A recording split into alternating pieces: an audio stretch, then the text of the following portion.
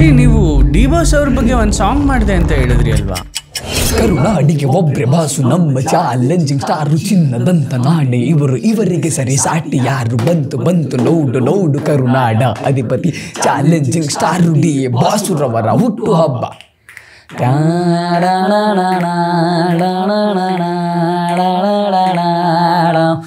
ನಿಮಗೆ ಕಣ್ಣುಗಳು ಕಾಣೋದಿಲ್ಲ. ಇವಾಗ ನಮ್ಮ ಅಣ್ಣ ಕೆಂಪಿಗಿದ್ದಾನೆ, ಅವನು ಕೆಂಪಿಗಿದ್ದಾನೆ ಅಂತ ನನಗೆ ಹೇಳ್ತಾನೆ, ಆದ್ರೆ ನನಗೆ ಕರ್ಗನೆ ಕಾಣಿಸೋದು. ಅದು ಹೇಗೆ ಫೀಲ್ ಮಾಡ್ತೀರಾ ಪ್ರತಿಯೊಂದನ್ನು? ಇಲ್ಲ ಸರ್, ಅದನ್ನು ಅನುಭವಿಸ್ತೀನಿ ನಾನು ಸಿನಿಮಾ ಪ್ರೇಮಿ ಸರ್. ಇವಾಗ ನಮ್ಮ hero challenging star D boss Darshan sir ಅವ್ರ ಸಿನಿಮಾ ಇಷ್ಟ, ಎಲ್ಲ ಹೀರೋಗಳ ಸಿನಿಮಾ ನೋಡ್ತೀನಿ. ರಾಮನ ಮಾಡಿರೋ ರಾಮ ಬರುವನು, ಅವನ ಹಿಂದೆ ಹನುಮನು ಇದ್ದೇ ಇರುವನು. ನನಗೆ ಇವಾಗ 17 ವರ್ಷ, ನನ್ನ ಜರ್ನಿ ಸ್ಟಾರ್ಟ್ ಆಗಬೇಕಾದ್ರೆ ನನಗೆ 4 ವರ್ಷ. ಯಾವುದ್ರಲ್ಲಿ ಬಾರಿಸ್ತಿದ್ರಿ?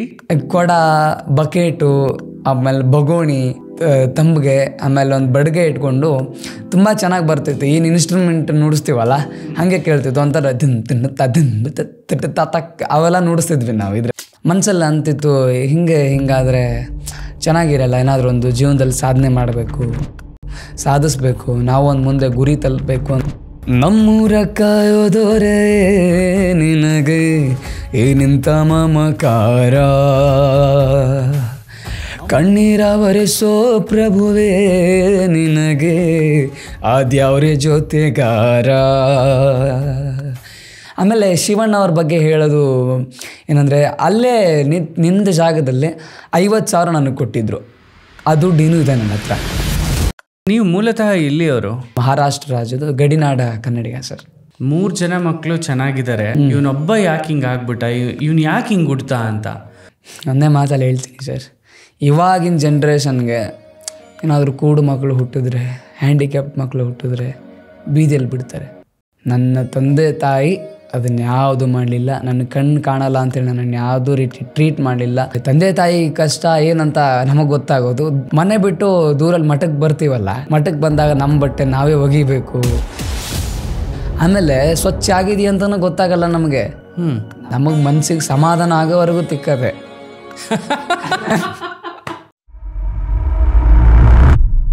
ಹಲೋ ಎವ್ರಿವನ್, ಎಲ್ರಿಗೂ ನಮಸ್ಕಾರ. Welcome to the new episode of ನಿಮ್ಮ ಕನ್ನಡ ಪಾಡ್ಕ್ಯಾಸ್ಟ್. ಸೊ ಜೀವನದಲ್ಲಿ ನಮ್ಮ ಎಲ್ಲ ದೇಹದ ಅಂಗಾಂಗಗಳು ಚೆನ್ನಾಗಿದ್ರೂ ಸಹಿತ ನಮ್ಮಲ್ಲಿ ಸೋಮಾರಿತನ, ಬೇಜವಾಬ್ದಾರಿತನ ಇದ್ದರೆ ಸೊ ನಮ್ಮ ಜೀವನದಲ್ಲಿ ನಾವು ಏನೂ ಸಾಧನೆ ಮಾಡೋಕ್ಕಾಗಲ್ಲ. ಆದರೆ ಇಲ್ಲೊಬ್ಬ ವ್ಯಕ್ತಿ ತನ್ನ ಅಂಧ ಕಣ್ಣಿನಿಂದ ಕೂಡ ಹೊರ ಪ್ರಪಂಚವನ್ನು ನೋಡುತ್ತಾ, ಹೊರ ಜಗತ್ತನ್ನು ನೋಡುತ್ತಾ, ತನ್ನದೇ ಆದ ದಾರಿಯಲ್ಲಿ ಸಾಗುತ್ತಾ, ವಿದ್ಯಾಭ್ಯಾಸದ ಜೊತೆಗೆ ಸಂಗೀತ ಅಭ್ಯಾಸವನ್ನು ಕೂಡ ಮಾಡಿಕೊಂಡು ಸಂಗೀತ ಕ್ಷೇತ್ರದಲ್ಲಿ ತನ್ನದೇ ಆದಂಥ ಒಂದು ಪುಟ್ಟ ಹೆಜ್ಜೆಯನ್ನು ಇಟ್ಟಿದ್ದಾರೆ. ಸೊ ಇವತ್ತಿನ ನನ್ನ ಹೊಸ ಎಪಿಸೋಡ್ನಲ್ಲಿ ರೇವಣ್ ಸಿದ್ಧ ಅನ್ನೋಂತಹ ಒಬ್ಬ ಹೊಸ ಹುಡುಗನನ್ನು ಪರಿಚಯಿಸ್ತಾ ಇದ್ದೀನಿ. ಈತನನ್ನು ಹಲವಾರು ಚಾನಲ್ಗಳಲ್ಲಿ ನೀವು ಆಲ್ರೆಡಿ ನೋಡಿರ್ತೀರ, ಹಲವಾರು ಸಂದರ್ಶನಗಳಲ್ಲಿ. ಹಾಗೆ ಹಾಡೋದನ್ನು ಕಲಿತಾದ ಮೇಲೆ ಸಾರಿಗಮಪ ಅನ್ನೋಂಥ ಒಂದು ವೇದಿಕೆಯಲ್ಲೂ ಕೂಡ ಹಾಡಿ ಗ್ರ್ಯಾಂಡ್ ಫಿನಾಲೆವರೆಗೂ ಬಂದು ಸೊ 4th ಪ್ಲೇಸನ್ನು ಪಡೆದಂಥ ವ್ಯಕ್ತಿ. ಸೊ ಇವತ್ತು ಆತನ ಜೀವನವನ್ನು, ಆತನ ಲೈಫ್ ಸ್ಟೋರಿಯನ್ನು ಕೇಳೋದಕ್ಕಾಗಿ ನಾನಿವತ್ತು ಕೂರಿಸ್ಕೊಂಡಿದ್ದೀನಿ. ಯಾಕೆ ಅಂತಂದರೆ ಈತನ ಬದುಕಿನ ಕತೆ ಹಲವಾರು ಜನರಿಗೆ ಒಂದು ಸ್ಫೂರ್ತಿಯ ಚಿಲುಮೆ ಆಗುತ್ತೆ ಅಂತ. ನಿಮಗೆ ಗೊತ್ತಿರುತ್ತೆ, ನಮ್ಮಂಥವ್ರು ಎಲ್ಲ ಚೆನ್ನಾಗಿದ್ರು ಅಂದರೆ, ಫಾರ್ ಎಕ್ಸಾಂಪಲ್ ನಮ್ಮಲ್ಲಿರುವಂತಹ ಒಂದು ಬೇಜವಾಬ್ದಾರಿತನ ಅಥವಾ ಉಡಾಫೆ ಅಥವಾ ನಮ್ಮಲ್ಲಿರುವಂತಹ ಒಂದು ಚಟಗಳಿಗೆ ನಾವು ಬಲಿಪಶುವಾಗಿ ನಮ್ಮ ಎಲ್ಲ ಅಂಗಾಂಗಗಳು ಸಹಿತ ಚೆನ್ನಾಗಿದ್ರೂ ನಾವು ನಮ್ಮ ಜೀವನದಲ್ಲಿ ಏನೂ ಅಚೀವ್ ಮಾಡೋಕ್ಕಾಗಲ್ಲ ಅನ್ನುವಂತಹ ಒಂದು ಖಿನ್ನತೆಗೊಳಗಾಗ್ತೀವಿ. ಅಂಥವರ ಮುಂದೆ ಈ ವ್ಯಕ್ತಿ ಒಂದು ಉದಾಹರಣೆಯಾಗಿ ನಿಲ್ತಾರೆ. So let's welcome him for the first time ನನ್ನ ಪಾಡ್ಕ್ಯಾಸ್ಟ್ನಲ್ಲಿ. ರೇವಣ್ ಸಿದ್ಧ ಸರ್, ಸ್ವಾಗತ. Thank you sir. Thank you so much sir. ಗೊತ್ತಾಯ್ತಾ ನಾನು ಏನು ಹೇಳಿದೆ ಅಂತ? ಗೊತ್ತಾಯಿತು ಸರ್. ಭಾಳ ಖುಷಿ ಆಯಿತು ನಿಮ್ಮ ಚಾನಲಿಗೆ ಬಂದು. ಆಮೇಲೆ ನಿಮ್ಮ ಜೊತೆಗೆ ಕೂತ್ಕೊಂಡು ನನ್ನ ಲೈಫ್ ಸ್ಟೋರಿ, ಆಮೇಲೆ ನಾನು ನಡೆದು ಬಂದಂಥ ಒಂದು ಹಾದಿನ ನಿಮ್ಮ ಜೊತೆಗೆ ಒಂದು ಹೇಳ್ಕೊಳ್ತಾ ಇದ್ದೀನಿ ಅಂದರೆ ಎಲ್ಲ ಕನ್ನಡಿಗರು ನೋಡ್ತಾ ಇರ್ತಾರೆ. So thank you sir. Thank you so much sir. So ಇವತ್ತಿನ ನನ್ನ ಎಪಿಸೋಡ್ನಲ್ಲಿ ನಿಮ್ಮ ಬದುಕಿನ ಕಥೆಯನ್ನು ಕೇಳೋದಕ್ಕೆ ನಾನು ನಿಮ್ಮ ಮುಂದೆ ಕೂತಿದ್ದೀನಿ. ಸಣ್ಣ ಹುಡುಗ ರೇವಣ್ ಸಿದ್ಧ. ಸೊ ನನ್ನ ಏಜ್ನ ನಿಮ್ಮ ಏಜ್ನ ಹೋಲಿಸ್ಕೊಂಡ್ರೆ ತುಂಬ ಚಿಕ್ಕದು ನಿಮ್ಮ ಏಜು, ಆದರೆ ನಿಮ್ಮ ಸಾಧನೆ ಬಹಳ ದೊಡ್ಡದು. Thank you so sir. ನಿಮ್ಮ ಸಾಧನೆಗೆ ನನ್ನೊಂದು ದೊಡ್ಡ ಸಲಾಂ. Thank you sir. Thank you so much sir. Okay, so ನಿಮ್ಮ ಜರ್ನಿ ಹೇಗೆ ಶುರು ಆಗುತ್ತೆ? ಏನಿಲ್ಲ ಸರ್, ನನಗೆ ಇವಾಗ 17 ವರ್ಷ. ನನ್ನ ಜರ್ನಿ ಸ್ಟಾರ್ಟ್ ಆಗಬೇಕಾದ್ರೆ ನನಗೆ 4 ವರ್ಷ. ನಮ್ಮ ಮನೆಯಲ್ಲಿ ಇವಾಗೆಲ್ಲ ಸ್ನಾನ ಮಾಡಬೇಕಾದ್ರೆ ಇರುತ್ತಲ್ಲ ಬಕೆಟು, ಆಮೇಲೆ ಬಾದ್ಲಿ, ಆಮೇಲೆ ಕೊಡ, ಆಮೇಲೆ ತಮ್ಗೆ ಎಲ್ಲ ಇಟ್ಕೊಂಡು ನೂಡಿಸ್ತಿದ್ದೆ ಸರ್. ಇವಾಗೇನು ತಗಡು ಇರುತ್ತಲ್ಲ ಸರ್, ತಗಡು ಅದನ್ನು ನೂಡಿಸಿ ಆಮೇಲೆ ಏನಾಯಿತು, ನಮ್ಮ ತಾತ ಸಂಬಾಳು ನುಡಿಸ್ತಿದ್ರು. ಆಮೇಲೆ ವೀರಗಾಸೆ ಎಲ್ಲ ಮಾಡ್ತಾರಲ್ಲ ಸರ್, ಈ ಕಡೆ ವೀರಭದ್ರನ ಕುಣಿತ ಅಂತೆಲ್ಲ ಮಾಡ್ತಾರಲ್ಲ, ಆವಾಗ ನಮ್ಮ ತಾತ ಸಂಬಾಳು ನುಡಿಸ್ತಿದ್ರು. ಆಮೇಲೆ ನಮ್ಮ ತಾತಂದಾದ್ಮೇಲೆ ಇವಾಗ ನಮ್ಮ ತಾತನೂ ನುಡಿಸ್ತಾರೆ, ಹಾಗೆ ನಮ್ಮ ಅಪ್ಪನೂ ನುಡಿಸ್ತಾರೆ. ಹೀಗೆ ಅವರು ಸಂಬಾಳು ನುಡಿಸ್ತಿದ್ರು. ನಾನು ಇನ್ನು ತುಂಬ ಚೆನ್ನಾಗಿದೆಯಲ್ಲ ವಾದ್ಯ, ಇದು ಕಲಿಬೇಕು ಅಂತ ಅನ್ಸ ಅದನ್ನು ಕಲಿತೆ ಆವಾಗಲೇ. ಆಮೇಲೆ ನಾನು ಇದನ್ನು ಬಿಡ್ತಾ ಇರಲಿಲ್ಲ. ಇದು ಕೊಡ ಅದೆಲ್ಲ ಇಟ್ಕೊಂಡು ಅದು ಬಾರಿಸಿದ್ರೆ ತುಂಬ ಮಜಾ ಸಿಗೋದು ಸರ್. ಒಂದು ಕಡೆ ಬೇಸು, ಒಂದು ಕಡೆ ಶಾರ್ಪು, ಒಂದು ಕಡೆ ಎಲ್ಲ ಗೆಜ್ಜೆ ಥರ ಎಲ್ಲ ಭಾಳ ಚೆನ್ನಾಗಿ ಬರ್ತಿತ್ತು. ಹೀಗೆ ಬಾರಿಸ್ತಾ ನಮ್ಮ ದೊಡ್ಡಪ್ಪ ಟೀಚರು ಶರಣಪ್ಪ ಭೀಮ್ರಾವ್ ಫುಲಾರಿ ಅಂಥೇಳಿ, ನಮ್ಮ ಅಪ್ಪನ ಅಣ್ಣ, ನಮ್ಮ ಮನೆಯ ಒಂದು ಹಿರಿಯ ಅಣ್ಣ, ನಮ್ಮ ಮನೆಗೆ ಒಂದು ಕೀರ್ತಿ ಪತಾಕಿ, ಅವರು ಟೀಚರು, ಪ್ರೈಮರಿ ಟೀಚರು. ಹಿಂಗೆ ನಾನು ಬಾರಿಸೋದನ್ನ ನನಗೆ ವಿಡಿಯೋ ಮಾಡಿದ್ರು ಒಂದ್ಸಲ. ಅವರು ಬಂದು ಮಲಗಿದ್ರು. ಸ್ಯಾಟರ್ಡೇ ಇತ್ತು, ಅರ್ಧ ಸ್ಕೂಲ್ ಇತ್ತು, ಬಂದು ಮುಗಿಸ್ಕೊಂಡು ಮಲಗಿದ್ರು. ಅವರು ಟಿ ವಿ ಆನ್ ಮಾಡಿದರು. ಆವಾಗೆಲ್ಲ ಹಿಂದಿ ಹಾಡುಗಳೆಲ್ಲ ಬರ್ತಿತ್ತಲ್ಲ, ಆ ಟಿ ವಿ ಆನ್ ಮಾಡಿದರು. ಲೈಟ್ ಹೋಗಿತ್ತು, ಕರೆಂಟ್ ಹೋಗಿತ್ತು. ಬಂದಮೇಲೆ ನಾನು ನುಡಿಸ್ತಾ ಇದ್ದೆ, ಏನು ಇಷ್ಟು ಚೆನ್ನಾಗಿ ಬಾರಿಸ್ತಾ ಇದ್ದಾನಲ್ಲ, ಹೆಂಗೆ ಇದು ಅಂತ. ನನಗೊಂದು ಖುಷಿ ಸರ್ ಅದು ಬಾರಿಸ್ಲಿಕ್ಕೆ. ಇವಾಗಲೂ ಬಾರಿಸ್ತೀನಿ, ಅದು ನನಗೊಂದು ಹಿತ ಅದು. ಹಾಗೆ ನುಡಿಸ್ತಿದ್ದೆ. ನುಡಿಸುವಾಗ ಅವ್ರ ಹತ್ರ ಒಂದು ಮೊಬೈಲ್ ಇತ್ತು, ಸ್ಯಾಮ್ಸಂಗ್, ಈಗೂ ಇದೆ, ಅದು ಹಳೇದು. ಅದರಲ್ಲಿ ಒಂದು ವಿಡಿಯೋ ಮಾಡಿದರು.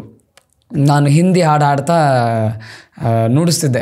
ನಾಸಿಕ್ ಡೋಲು, ಆಮೇಲೆ ಟಪಾಂಗುಚಿ ಎಲ್ಲ ದಮ್ ತಟಾಕಿಟ್ಟ ಹಾಗೆಲ್ಲ ಭಾಳ ಚೆನ್ನಾಗಿ ಕೇಳ್ತಿತ್ತು. ಯಾವುದ್ರಲ್ಲಿ ಬಾರಿಸ್ತಿದ್ರಿ? ಕೊಡ, ಬಕೆಟು, ಆಮೇಲೆ ಬಗೋಣಿ, ಆಮೇಲೆ ತಂಬಿಗೆ, ಆಮೇಲೆ ಒಂದು ಬಡ್ಗೆ ಇಟ್ಕೊಂಡು ತುಂಬ ಚೆನ್ನಾಗಿ ಬರ್ತಿತ್ತು. ಏನು ಇನ್ಸ್ಟ್ರೂಮೆಂಟ್ ನುಡಿಸ್ತೀವಲ್ಲ ಹಾಗೆ ಕೇಳ್ತಿತ್ತು. ಒಂಥರ ತಕ್ ಅವೆಲ್ಲ ನುಡಿಸ್ತಿದ್ವಿ ನಾವು ಇದರಲ್ಲಿ. ಹಂಗಂದ್ರೆ ಇವಾಗ ನಿಮ್ಮ ಕೈಯಲ್ಲಿ ನಾನು ಒಂದು ತಗಡು ಕೊಟ್ಟರೆ ನುಡಿಸ್ತೀರಿ? 100% ಅದು ತುಂಬ ಮಜಾ ಸಿಕ್ತಿತ್ತು. ಹಾಗೆ ಬಂದು ವಿಡಿಯೋ ಮಾಡಿದ್ರು ಅವರು, ಮಾಡಿ ನನಗೆ ಪ್ಲೇ ಮಾಡಿ ತೋರಿಸಿದ್ರು. ಇದು ಹೆಂಗೈತೆ ಕಣಪ್ಪ ಅಂದರು. ಅಪ್ಪ ಚೆನ್ನಾಗೈತಿದು, ನಾನೇ ನುಡಿಸಿದ್ದ. ಮಗ ನೀನೇ ನುಡಿಸಿದ್ದು ಅಂತ ಅಂದರು. ಆಮೇಲೆ ಅವರು ಕಲಿಬೇಕಂತ ಒಂದು ಇಂಟ್ರೆಸ್ಟ್ ಇತ್ತು, ಅವರು ತಬಲಾ ಕಲಿಬೇಕು ಅಂತೇಳಿ. ಅವರು ಪ್ರೈಮರಿ ಟೀಚರ್ ಆಗಿದ್ದಾಗಲೇ ನಮ್ಮೂರಲ್ಲಿ ಮುಲ್ಕಾ ಭಾಗವಾನ್ ಗುರುಗಳಂತ ಇದ್ದರು.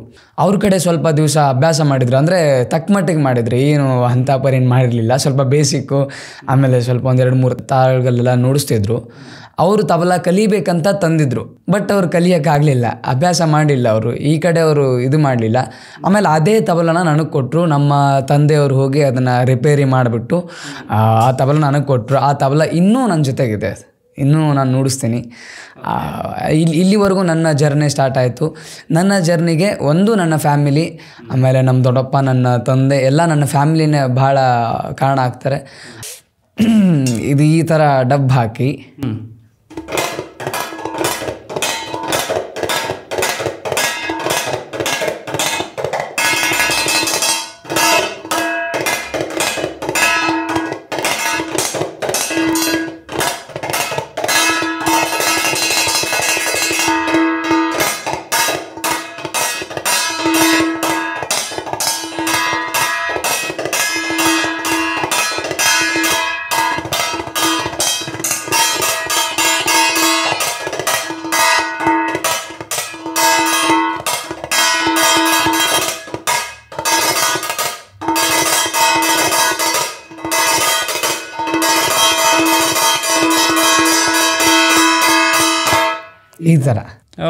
ಈ ಥರ ನುಡಿಸ್ಬೋದು. ಆಮೇಲೆ ಅದು ಬೇಸ್ ಬರ್ತಿತ್ತಲ್ಲ, ಅದು ಇನ್ನೂ ಹಿತ ಕೊಡ್ತಿತ್ತು ನನಗೆ. ಅದು ಇನ್ನೂ ಚೆನ್ನಾಗಿ ಅನಿಸ್ತಿತ್ತು. ಹಾಗೆ ನುಡಿಸ್ತಾ 1-2 ವರ್ಷ ಅದ್ರ ಮೇಲೆ ಮಾಡಿದೆ. ಆಮೇಲೆ ದೊಡ್ಡಪ್ಪ ಕಲಿತಾ ಇರೋವಂಥ ತಬಲ ನನಗೆ ಕೊಟ್ಟರು. ಅದನ್ನೆಲ್ಲ ರಿಪೇರಿ ಮಾಡ್ತಾ ಹಾಗೆ ಸುಮ್ಮನೆ ಅವ್ರಿಗೇನು ಬರ್ತಿತ್ತು, ಇವಾಗ ನಾವು ಡಗ್ಗ ಹಿಂಗೆ ತಿಕ್ತಿರ್ಬೇಕು, ನಿಮ್ಗೆ ಕಾಣಿಸ್ತಾ ಇರಬೇಕು, ನಾವು ಹಿಂಗೆ ನುಡಿಸ್ತೀವಿ. ಅವ್ರಿಗೆ ಹಂಗೆ ಬರ್ತಿರಲಿಲ್ಲ, ನಮ್ಗೆ ಹಿಂಗೆ ಹೇಳ್ಕೊಡೋರು. ಇದೇನು ಹಿಂಗೆ ಹೇಳ್ತವ್ರಲ್ಲ ಇವರು. ಆಮೇಲೆ ಬೇರೆದವರೆಲ್ಲ ಬಾರಿಸೋದು ನೋಡ್ತೀವಿ, ನಮ್ಮೂರಲ್ಲಿ ಎಲ್ಲ ಪುರಾಣ ಪ್ರವಚನ ನಡೀತಿತ್ತು. ಅವಾಗ ತುಂಬ ಚೆನ್ನಾಗಿ ಕೇಳ್ತಿತ್ತು, ಅದು ದುಮ್ ತುಂಬ ಚೆನ್ನಾಗಿ ಕೇಳ್ತಿತ್ತು. ನಮ್ಗೆ ಹಂಗೆ ಬರ್ತಿರಲಿಲ್ಲ. ನನಗೆ 6 ವರ್ಷ ಆವಾಗ. ಹಾಗೆ ಆಯಿತು. ಆಮೇಲೆ 1ನೇ ಕ್ಲಾಸಿಗೆ ಸೇರಿಕೊಂಡೆ, ಫಸ್ಟ್ ಸ್ಟ್ಯಾಂಡರ್ಡ್ ಆಯಿತು. ಆಮೇಲೆ 2ನೇ ಕ್ಲಾಸಿಗೆ ನಾನು 7 ವರ್ಷ ನನಗೆ. ಆವಾಗ ಹಿಂಗೆ ನೀನು ಇದರಲ್ಲೇ ಸಾಧನೆ ಮಾಡಬೇಕು. ಆಮೇಲೆ ನನಗೂ ಅನಿಸ್ತಿತ್ತು ಅವಾಗ ಊರಲ್ಲಿ ಮದುವೆ ಆಮೇಲೆ ಕುಬುಸುಗಳು ಆಮೇಲೆ ಎಂಗೇಜ್ಮೆಂಟ್ ಎಲ್ಲ ನಡೀತಿತ್ತಲ್ಲ ಸರ್, ಆವಾಗ ಬ್ಯಾಂಡ್ ಆರ್ಕೆಸ್ಟ್ರಾ ಅಂತ ಬರ್ತಿತ್ತು, ಬ್ಯಾಂಜೋ ಮ್ಯೂಸಿಕಲ್ ಪಾರ್ಟಿ ಅಂತ ಬರ್ತಿತ್ತು. ಅದರಲ್ಲಿ ಒಂದು 12 ಜನ ಮ್ಯೂಸಿಕಲ್ ನೋಟ್ ಬಾರಿಸೋರು, ಡೋಲು, ತಾಶ, ಫರಾತು, ಆಮೇಲೆ ದೊಡ್ಡೋಲು, ಚಿಕ್ಕ ಡೋಲು, ಆಮೇಲೆ ಕಚ್ಚಿ ಅವೆಲ್ಲ ಬಾರಿಸೋರು. ಆಮೇಲೆ ರಿದಮ್ ಪ್ಯಾಡ್ ಇರ್ತಿತ್ತು, ಕೀಬೋರ್ಡ್ ಇರ್ತಿತ್ತು, ಹಾಡ್ತಿದ್ರು. ಒಂದು ದೊಡ್ಡ ಗಾಡಿನೇ ಇರ್ತಿತ್ತು ಅದು. ಆ ಗಾಡಿ ಸೌಂಡ್ ಕೇಳ್ತಂದರೆ ಸರ್ ನಿಂದಿರ್ತಿರ್ಲಿಲ್ಲ ನಮ್ಮ ಮನೇಲಿ. ಆಮೇಲೆ ನಮ್ಮಪ್ಪ ಅದೆಲ್ಲ ಹುಡ್ಕೊಂಬರ್ತಿದ್ರು, ಬಂದು ನನ್ನನ್ನು ಮತ್ತೆ ಮನೆ ಕರ್ಕೊಂಡು ಹೋಗ್ತಿದ್ರು. ನನಗೊಂದು ಬಹಳ ಖುಷಿ ಇತ್ತು ಆ ಮ್ಯೂಸಿಕಲ್ ಪಾರ್ಟಿಯಲ್ಲಿ ಹಾಡಲಿಕ್ಕೆ. ಹಾಗೆ ಆಯಿತು. ಅದಾದ ನಂತರ 7 ವರ್ಷಕ್ಕೆ ನಾನು ಕುಮಾರೇಶ್ವರ ಸಂಗೀತ ಮಹಾವಿದ್ಯಾಲಯ ಗಾನಬನ ಅಂತ ಒಂದು ಮಠ ಇದೆ ವಿಜಯಪುರಲ್ಲಿ. ಪಂಡಿತ ತೋಂಟದಾರ್ಯ ಕವಿ ಗವಾಯಿಗಳು ಶಿರೋಳಮಠ ಗುರುಗಳ ಹತ್ರ ತಬಲಾ ವಾದನ ಅಭ್ಯಾಸ ಮಾಡ್ತೀನಿ ಗುರುಗಳೇ. ಅದಾದಮೇಲೆ ಅವ್ರು ಹಾಡ್ತಿದ್ರು, ನಮ್ಮ ಗುರುಗಳು ತೋಟಯ್ಯ ಗವಾಯಿಗಳು ಗುರುಗಳು ಹಾಡ್ತಿದ್ರು. ಅವರು ಹಾಡುವಾಗ ನನಗೆ ಕೇಳ್ತಿತ್ತು, ಹಾಡೋ ಜ್ಞಾನ ಬರ್ತಿತ್ತು. ಆಮೇಲೆ ಅವ್ರು ಹೆಂಗೆ ಹಾಡ್ತಾರೋ ಹಂಗೆ ಹಾಡ್ಲಿಕ್ಕೆ ಟ್ರೈ ಮಾಡ್ತಿದ್ದೆ. ಆ್ಯಕ್ಚುಲಿ ತಬಲಾಕಂತಲೇ ಹೋಗಿದ್ದು ಗುರುಗಳೇ ನಾನು. 7 ವರ್ಷನಿದ್ದಾಗ ಸುಮಾರು ಒಂದು 3-4 ವರ್ಷ ಅಲ್ಲಿ ತಬಲಾ ವಾದನ ಅಭ್ಯಾಸ ಮಾಡಿದೆ. ಆಮೇಲೆ 12-13 ವರ್ಷ ಆಯಿತು ನನಗೆ.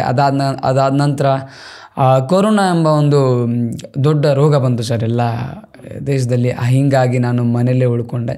1-2 ವರ್ಷ ಅಲ್ಲಿ ಲಾಕ್ಡೌನ್ ಆಗಿ ಮನೇಲಿದ್ದೆ.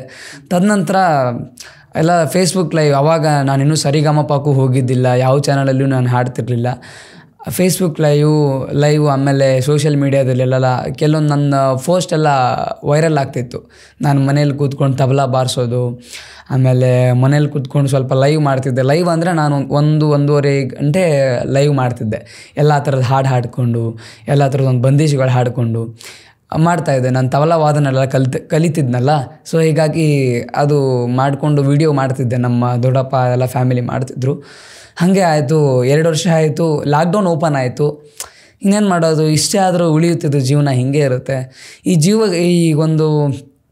ನಾವು ಮಣ್ಣಿಗೆ ಬಂದಿದ್ದೀವಿ ಅಂದರೆ ಏನಾದರೂ ಒಂದು ಸಾಧಿಸಬೇಕಲ್ವಾ ಸರ್. ಸುಮ್ಮನೆ ಹೋದರೆ ಆ ಜೀವಕ್ಕೂ ಅರ್ಥ ಇರಲ್ಲ. ಸೊ ಹೀಗಾಗಿ ಮನಸ್ಸಲ್ಲಿ ಅಂತಿತ್ತು, ಹಿಂಗಾದರೆ ಚೆನ್ನಾಗಿರಲ್ಲ, ಏನಾದರೂ ಒಂದು ಜೀವನದಲ್ಲಿ ಸಾಧನೆ ಮಾಡಬೇಕು, ಸಾಧಿಸಬೇಕು, ನಾವೊಂದು ಮುಂದೆ ಗುರಿ ತಲುಪಬೇಕು ಅಂತ ವೀರೇಶ್ವರ ಪುಣ್ಯಾಶ್ರಮ ಅನಾಥರ ನಂದಾದೀಪ ಪಂಡಿತ ಪಂಚಾಕ್ಷರಿ ಗವಾಯಿಗಳವರ ಮಠಕ್ಕೆ, ಪಂಡಿತ ಪುಟ್ಟರಾಜ ಗುರುಗಳವರ ಆಶ್ರಮಕ್ಕೆ ಹೋಗಿ ಸೇರಿದೆ. ಅಲ್ಲಿ ಪಂಡಿತ್ ವೆಂಕಟೇಶ್ ಆಲ್ಕುಡು ಗುರುಗಳವ್ರ ಹತ್ರ ಹಿಂದೂಸ್ತಾನಿ ಶಾಸ್ತ್ರೀಯ ಸಂಗೀತ ಅಭ್ಯಾಸ ಮಾಡ್ತಾಯಿದ್ದೀನಿ ಗುರುಗಳೇ. ಇವಾಗ ವೀರೇಶ್ವರ ಪುಣ್ಯಾಶ್ರಮ ಗದಗದಲ್ಲಿ ಎಷ್ಟೋ ಅನಾಥರಿಗೆ ಒಂದು ಆಶ್ರಯ ಕೊಟ್ಟು ಒಂದು ನೆಲೆನ ಮಾಡಿದ್ದು ನಮ್ಮ ಗುರುಗಳು ಪಂಡಿತ್ ಪಂಚಾಕ್ಷರಜ್ಜವರು, ಹಾಗೆ ಕುಮಾರ ಮಹಾಸ್ವಾಮಿಗಳು, ಹಾಗೆ ಪುಟ್ಟಯ್ಯಜ್ಜನವರ ಆಶೀರ್ವಾದದಿಂದ ಈಗಿನ ಪೀಠಾಧಿಪತಿಗಳು ನಮ್ಮ ಆರಾಧ್ಯ ದೈವ ಪರಮ ಪೂಜ್ಯ ಡಾಕ್ಟರ್ ಕಲ್ಲಯ್ಯಜ್ಜನವರು ಈಗಿನ ಪೀಠಾಧಿಪತಿಗಳಾಗಿದ್ದಾರೆ. ಒಂದು ಒಳ್ಳೆ ಗುರುಸ್ಥಾನ ಆಶ್ರಮ ವೀರೇಶ್ವರ ಪುಣ್ಯಾಶ್ರಮ. ಅಲ್ಲಿ ಹಿಂದೂಸ್ತಾನಿ ಶಾಸ್ತ್ರೀಯ ಸಂಗೀತ ಅಭ್ಯಾಸ ಮಾಡ್ತಾಯಿದ್ದೀನಿ ಸರ್. ಇನ್ಕ್ರೆಡಿಬಲ್ ಟ್ಯಾಲೆಂಟ್ ನಿಮ್ಮದು. Thank you sir. ಎಲ್ಲ ಅಂಗಾಂಗಗಳು ಮನುಷ್ಯನ ಜೀವನದಲ್ಲಿ ಚೆನ್ನಾಗಿದ್ರೇ, ಹೌದು ಸರ್, ಸೋಮಾರಿತನ ಅನ್ನೋಂಥ ಒಂದು ಇದು ನಮ್ಮ ಜೀವನದಲ್ಲಿ ಯಾವುದನ್ನು ಸಾಧನೆ ಮಾಡೋದಕ್ಕೆ ಬಿಡೋದಿಲ್ಲ. ಅಂಥದ್ರಲ್ಲಿ ನಿಮಗೆ ಕಣ್ಣುಗಳು ಕಾಣೋದಿಲ್ಲ, ನಾಟ್ ಇವನ್ 10% ಅಲ್ವಾ? ಇಲ್ಲ, ನಿಮಗೆ ಫುಲ್ ಬ್ಲ್ಯಾಂಕಾ? ಪೂರಾ ಬ್ಲ್ಯಾಂಕ್ ಸರ್. ಅದೇನೂ ಕಾಣಿಸಂಗಿಲ್ಲ, ಸುಮ್ಮನೆ ಹಿಂಗೆ ಮುಂದೆ ಹೊರಡ್ತಾ ಇದ್ರು. ನಿಮ್ಮ ಇಮ್ಯಾಜಿನೇಷನ್, ನಿಮ್ಮ ಬ್ರೈನ್ ಏನು ಹೇಳುತ್ತೆ, ನಿಮ್ಮ ಮುಂದೆ ಏನಿದೆ ಅಂತ ಹೇಳುತ್ತೆ? ಇಲ್ಲ ಸರ್, ಅದು ಕಪ್ಪು ಅಷ್ಟೇ. ಕಪ್ಪು. ಇವಾಗ ನೀವು ಬೆಳಗಿದ್ದೀರಾ, ಅದು ನಮಗೂ ಕಪ್ಪು ಕಾಣಿಸುತ್ತೆ. ಇವಾಗ ನಮ್ಮ ಅಣ್ಣ ಕೆಂಪಿಗಿದ್ದಾನೆ, ಅವ್ನು ಕೆಂಪಿಗಿದ್ದಾನೆ ಅಂತ ನನಗೆ ಹೇಳ್ತಾನೆ, ಆದ್ರೆ ನನಗೆ ಕರ್ಗನೆ ಕಾಣಿಸೋದು ಅದು. ಓಕೆ, ನಿಮಗೆ ಇಮ್ಯಾಜಿನೇಷನ್ನೇ ಇಲ್ಲ? ಇಲ್ಲ ಇಲ್ಲ ಇಲ್ಲ, ಏನು ಮಾಡ್ಲಿಕ್ಕೆ ಡಾಕ್ಟರ್ ಸರ್ಟಿಫೈ ಮಾಡಿದ್ದಾರೆ ನಿಮಗೆ 100% ಬ್ಲೈಂಡ್? ಹೌದು ಹೌದು ಹೌದು, ಎಲ್ಲ ಡಾಕ್ಟರ್ ಹೇಳಿದ್ದಾರೆ 100% ಬ್ಲೈಂಡ್. ಓ ಓಕೆ. ಸೊ ಹಾಗಾದರೆ ನೀವು ಹೇಗೆ ಫೀಲ್ ಮಾಡ್ತೀರಾ ಪ್ರತಿಯೊಂದನ್ನು? ಇಲ್ಲ ಸರ್, ಅದನ್ನು ಅನುಭವಿಸ್ತೀನಿ ನಾನು. ಹೆಂಗಂದರೆ ಇವಾಗ ಹೊರಡ್ತಾ ಇದ್ದೀನಿ ಅಂದರೆ ಮುಂದೆ ಏನಾದರೂ, ಇವಾಗ ನೀವು ಹಿಂಗೆ ಹೊರಡ್ತಾ ಇದ್ದೀರಾ, ಹಿಂಗೆ ಏನಾದರೂ ಬಂದರೆ ಇಲ್ಲಿ ಯಾರೋ ಬಂದಿದ್ದಾರೆ, ಅದು ಸೌಂಡ್ ಮೇಲೆ ನಾನು ಕಂಡು ಹಿಡಿಬೇಕು. ಇವಾಗ ನೀವು ಹೊರಡ್ತಾ ಇದ್ದೀರಾ, ನನಗೆ ಗೊತ್ತಾಗಲ್ಲ. ಅಥವಾ ನೀವು ಕಾಲ ಶಬ್ದ ಮಾಡಿದ್ರೆ ಹಿಂಗೆ ನಮ್ಮ ಆಕಾಶ ಸರ್ ಬರ್ತಾ ಇದ್ದಾರೆ, ಇಲ್ಲ ನಮ್ಮ ಅಣ್ಣ ಬರ್ತಾವನೆ ಅಂತ ಹಿಂಗೆ ನೋಡ್ಬೋದು ಅಷ್ಟೇ. ಆ ಶಬ್ದಗಳೆಲ್ಲ ನೀವು ಗುರ್ತಿ? ಹೌದು ಹೌದು. ಇವಾಗ ಒಂದು 100 ಮೀಟ್ರಿಂದ ನೀವು ಜೋರ ಶಬ್ದ ಮಾಡ್ಕೊಂಬಂದ್ರೆ ಇವ್ರು ನಮ್ಮ ಕಡೆನೇ ಬರ್ತಾವ್ರೆ ಅಂತ ನಾನು ಕಂಡು ಹಿಡಿಬೋದು. 100 ಮೀಟ್ರಿಂದ? ಹೌದು ಸರ್, ಆ ಶಬ್ದ ಅಲ್ಲಿಗೆ ಕೇಳಿಸುತ್ತೆ. ನಮ್ಮ ಕಿವಿ ಭಾಳ ಕೂರಿದೆ ಸರ್. ಶಾರ್ಪ್ ಇದೆ. ಹೌದು ಹೌದು ಸರ್. ನಾರ್ಮಲ್ ನಮ್ಗಿಂತ ಸ್ವಲ್ಪ ಶಾರ್ಪ್ ಇರುತ್ತೆ ನಿಮ್ಮ. ಹೌದು ಸರ್. ಆಮೇಲೆ ದೇವರು ಒಂದು ಕೊಟ್ಟು ಒಂದು ಕಳ್ಕೊಂಡು ಒಂದು ಬಿಟ್ಟು ಇವಾಗೇನು ಕಣ್ಣು ಕೊಟ್ಟಿಲ್ವಲ್ಲ ಸರ್, ಎಲ್ಲ ರೀತಿ ಯೋಚನೆ ಮಾಡುವಂಥ ಶಕ್ತಿ ಕೊಟ್ಟಿದ್ದಾನೆ ಸರ್, ಇದನ್ನ ಮಾತ್ರ ಹೇಳ್ಬೋದು. ಸೊ ಕೆಲವು ಜನ ಅನ್ಕೋತಾರೆ ಇವ್ರು ಕಣ್ಣಿಲ್ಲ. ಆಮೇಲೆ ಸಿನಿಮಾ ಹೆಂಗೆ ನೋಡ್ತಾರೆ ಇವರು. ನಾನು ಸಿನಿಮಾ ಪ್ರೇಮಿ ಸರ್, ಭಾಳ ನನಗೆ ಸಿನಿಮಾಗಳು ಇಷ್ಟ. ಹಳೆ ಸಿನಿಮಾ, ಇವಾಗ ನಮ್ಮ hero challenging star D boss Darshan sir ಅವ್ರ ಸಿನಿಮಾ ಇಷ್ಟ. ಎಲ್ಲ ಹೀರೋಗಳ ಸಿನಿಮಾ ನೋಡ್ತೀನಿ. ಸೊ ಅವ್ರು ಹೆಂಗೆ ಇಮೇಜಿನ್ ಮಾಡ್ಕೊತಾರೆ, ಆ ಬ್ಯಾಕ್ಗ್ರೌಂಡ್ ಸ್ಕೋರಲ್ಲಿ ನಾವು ಇದು ಮಾಡ್ಕೊಳ್ತೀವಿ. ಥರ ರಾಕ್ ಬಂದರೆ ಹೀರೋ ವಿಲನ್ ಹೊಡಿತಾ ಇದ್ದಾನೆ, ಅಥವಾ ಏನಾದರೂ ಬೇರೆ ಸೆಂಟಿಮೆಂಟ್ ಬಂದರೆ ವಿಲನ್ ಹೀರೋ ಹೊಡಿತಾ ಇದ್ದಾರೆ, ಹಾಗೆ.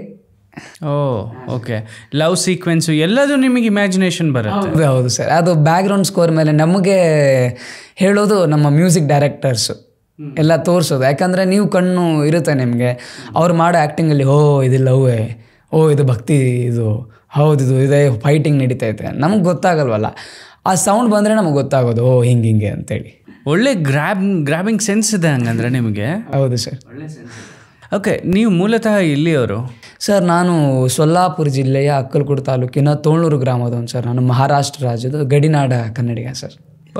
ಗ್ರೇಟ್ ಅಲ್ಲ? ಹಾಂ ಸರ್. ಈ ಕಡೆ 5 ಕಿಲೋಮೀಟ್ರ್ ಹೋದರೆ ಕರ್ನಾಟಕ, ಈ ಕಡೆ 5 ಕಿಲೋಮೀಟ್ರ್ ಬಂದೆ ಮಹಾರಾಷ್ಟ್ರ ಸರ್, ಗಡಿನಾಡ ಕನ್ನಡಿಗ. ಓಕೆ, ಹಂಗಂದ್ರೆ ನಿಮಗೆ 2 ಭಾಷೆ ಚೆನ್ನಾಗಿ ಬರುತ್ತೆ? ಹಾಂ ಸರ್, ನಾನು ಕನ್ನಡ ತುಂಬ ಚೆನ್ನಾಗಿ ಮಾತಾಡ್ತೀನಿ, ಮರಾಠಿ ಸ್ವಲ್ಪ ಬರ್ತದೆ. ಯಾಕೆಂದರೆ 2 ಭಾಷೆ ಬಂದ್ರೇ ಅಲ್ಲಿ ಜೀವನ ಮಾಡೋದಕ್ಕೆ ಸಾಧ್ಯ. ಇಲ್ಲ ಸರ್, ನಮ್ಮ ಜಿಲ್ಲೆಯಲ್ಲಿ ಏನಿಲ್ಲ ಅಂದರೂ ಒಂದು 60-50% ಎಲ್ಲ ಕನ್ನಡನೇ ಮಾತಾಡ್ತಾರೆ. ನಮ್ಮ ತಾಲೂಕದಲ್ಲಿ ಅಕ್ಕಲಕೋಟೆ ತಾಲೂಕು, ಆಮೇಲೆ ಮೋಹಳು, ಕೆಲವೊಂದು ತಾಲೂಕು ಇದೆ, ಅಲ್ಲೆಲ್ಲ ಕನ್ನಡನೇ ಮಾತಾಡ್ತಾರೆ. ಮನೆಯಲ್ಲಿನೂ ಕನ್ನಡನೇ ಮಾತಾಡ್ತಾರೆ. ಆಮೇಲೆ ನಮ್ಮ ಮನೆಯಲ್ಲಿ ನಮ್ಮ ದೊಡ್ಡಪ್ಪ ಟೀಚರ್ ಆಗಿದ್ದರಿಂದ, ಆಮೇಲೆ ನಮ್ಮ ಅಪ್ಪ, ನಮ್ಮ ಚಿಕ್ಕಪ್ಪ, ನಮ್ಮ ಅತ್ತೆಂದರು, ನಮ್ಮ ತಂಗಿ, ನಮ್ಮ ತಮ್ಮ, ನಮ್ಮ ಅಣ್ಣ ಎಲ್ಲರೂ ಕನ್ನಡ ಸ್ಕೂಲೇ ಕಲ್ತಿದ್ದರಿಂದ ಕನ್ನಡ ಭಾಳ ಚೆನ್ನಾಗಿ ಮಾತಾಡ್ತೀವಿ ಸರ್ ಮನೇಲೆಲ್ಲ. ಉತ್ತರ ಕರ್ನಾಟಕದ ಪ್ರತಿಭೆ, ಗಡಿನಾಡು ಕನ್ನಡಿಗ, ಆದರೂ ಇಷ್ಟು ಸ್ಪಷ್ಟವಾಗಿ ಕನ್ನಡ ಮಾತಾಡೋದಕ್ಕೆ ಹೇಗೆ ಸಾಧ್ಯ? ಇಲ್ಲ ಸರ್, ಅದು ಗೊತ್ತಿಲ್ಲ. ನಮ್ಮ ತಾಯಿ ಊರು ಬಂದುಬಿಟ್ಟು ಕಲಬುರಗಿ ಡಿಸ್ಟಿಕ್ಕು, ಅಫ್ಜಲ್ಪುರ ತಾಲೂಕು, ರೇವೂರು ಅಂತ ಬರುತ್ತೆ. ನಾನು ಹುಟ್ಟಿದ್ದೆಲ್ಲ ಅಲ್ಲೇ. ಸೊ ಈ ಕಡೆ ಬಂದು ನಮ್ಮ ತಂದೆಯವ್ರ ಊರು ಬಂದುಬಿಟ್ಟು ತೋಳ್ನೂರು, ನಾನಿರೋ ಊರು. ಸೊ ಹೀಗಾಗಿ ನಮ್ಮಮ್ಮ ಕರ್ನಾಟಕದವರಲ್ಲ, ಅದನ್ನು ಬಂದುಬಿಟ್ಟಿದೆ ಹಾಗೆ. ಓಕೆ, ಹಂಗಾಗಿ ನಿಮ್ಮ ಭಾಷೆ ಸ್ವಲ್ಪ ಉತ್ತರ ಕರ್ನಾಟಕ ದಾಟಿಯಲ್ಲಿ ಇಲ್ಲ. ಹೌದು ಸರ್. ಹೌದು. ಈಗ ಪ್ರೆಸೆಂಟು ನಿಮ್ಮನ್ನು ಒಂದು ವೇದಿಕೆವರೆಗೂ ಕರ್ಕೊಂಬರೋದಕ್ಕೆ, ಒಂದು ಕರ್ನಾಟಕದ ಒಂದು ರಿಯಾಲಿಟಿ ಶೋಗೆ ನಿಮ್ಮನ್ನು ಕರ್ಕೊಬರೋದಕ್ಕೆ ಹೇಗೆ ಸಾಧ್ಯ ಆಯಿತು ಅಂತ? ಇಲ್ಲ ಸರ್, ನನಗೊಂದು ಶಕ್ತಿ ಅಂದರೆ ನಮ್ಮ ಗುರುಗಳು, ಪಂಡಿತ್ ಪುಟ್ಟರಾಜ ಗುರುಗಳು, ಆಮೇಲೆ ಪಂಡಿತ್ ಪಂಚಾಕ್ಷರ ಗವಾಯಿಗಳು, ಆಮೇಲೆ ಹಾನಗಲ್ ಕುಮಾರ ಮಹಾಸ್ವಾಮಿಗಳು.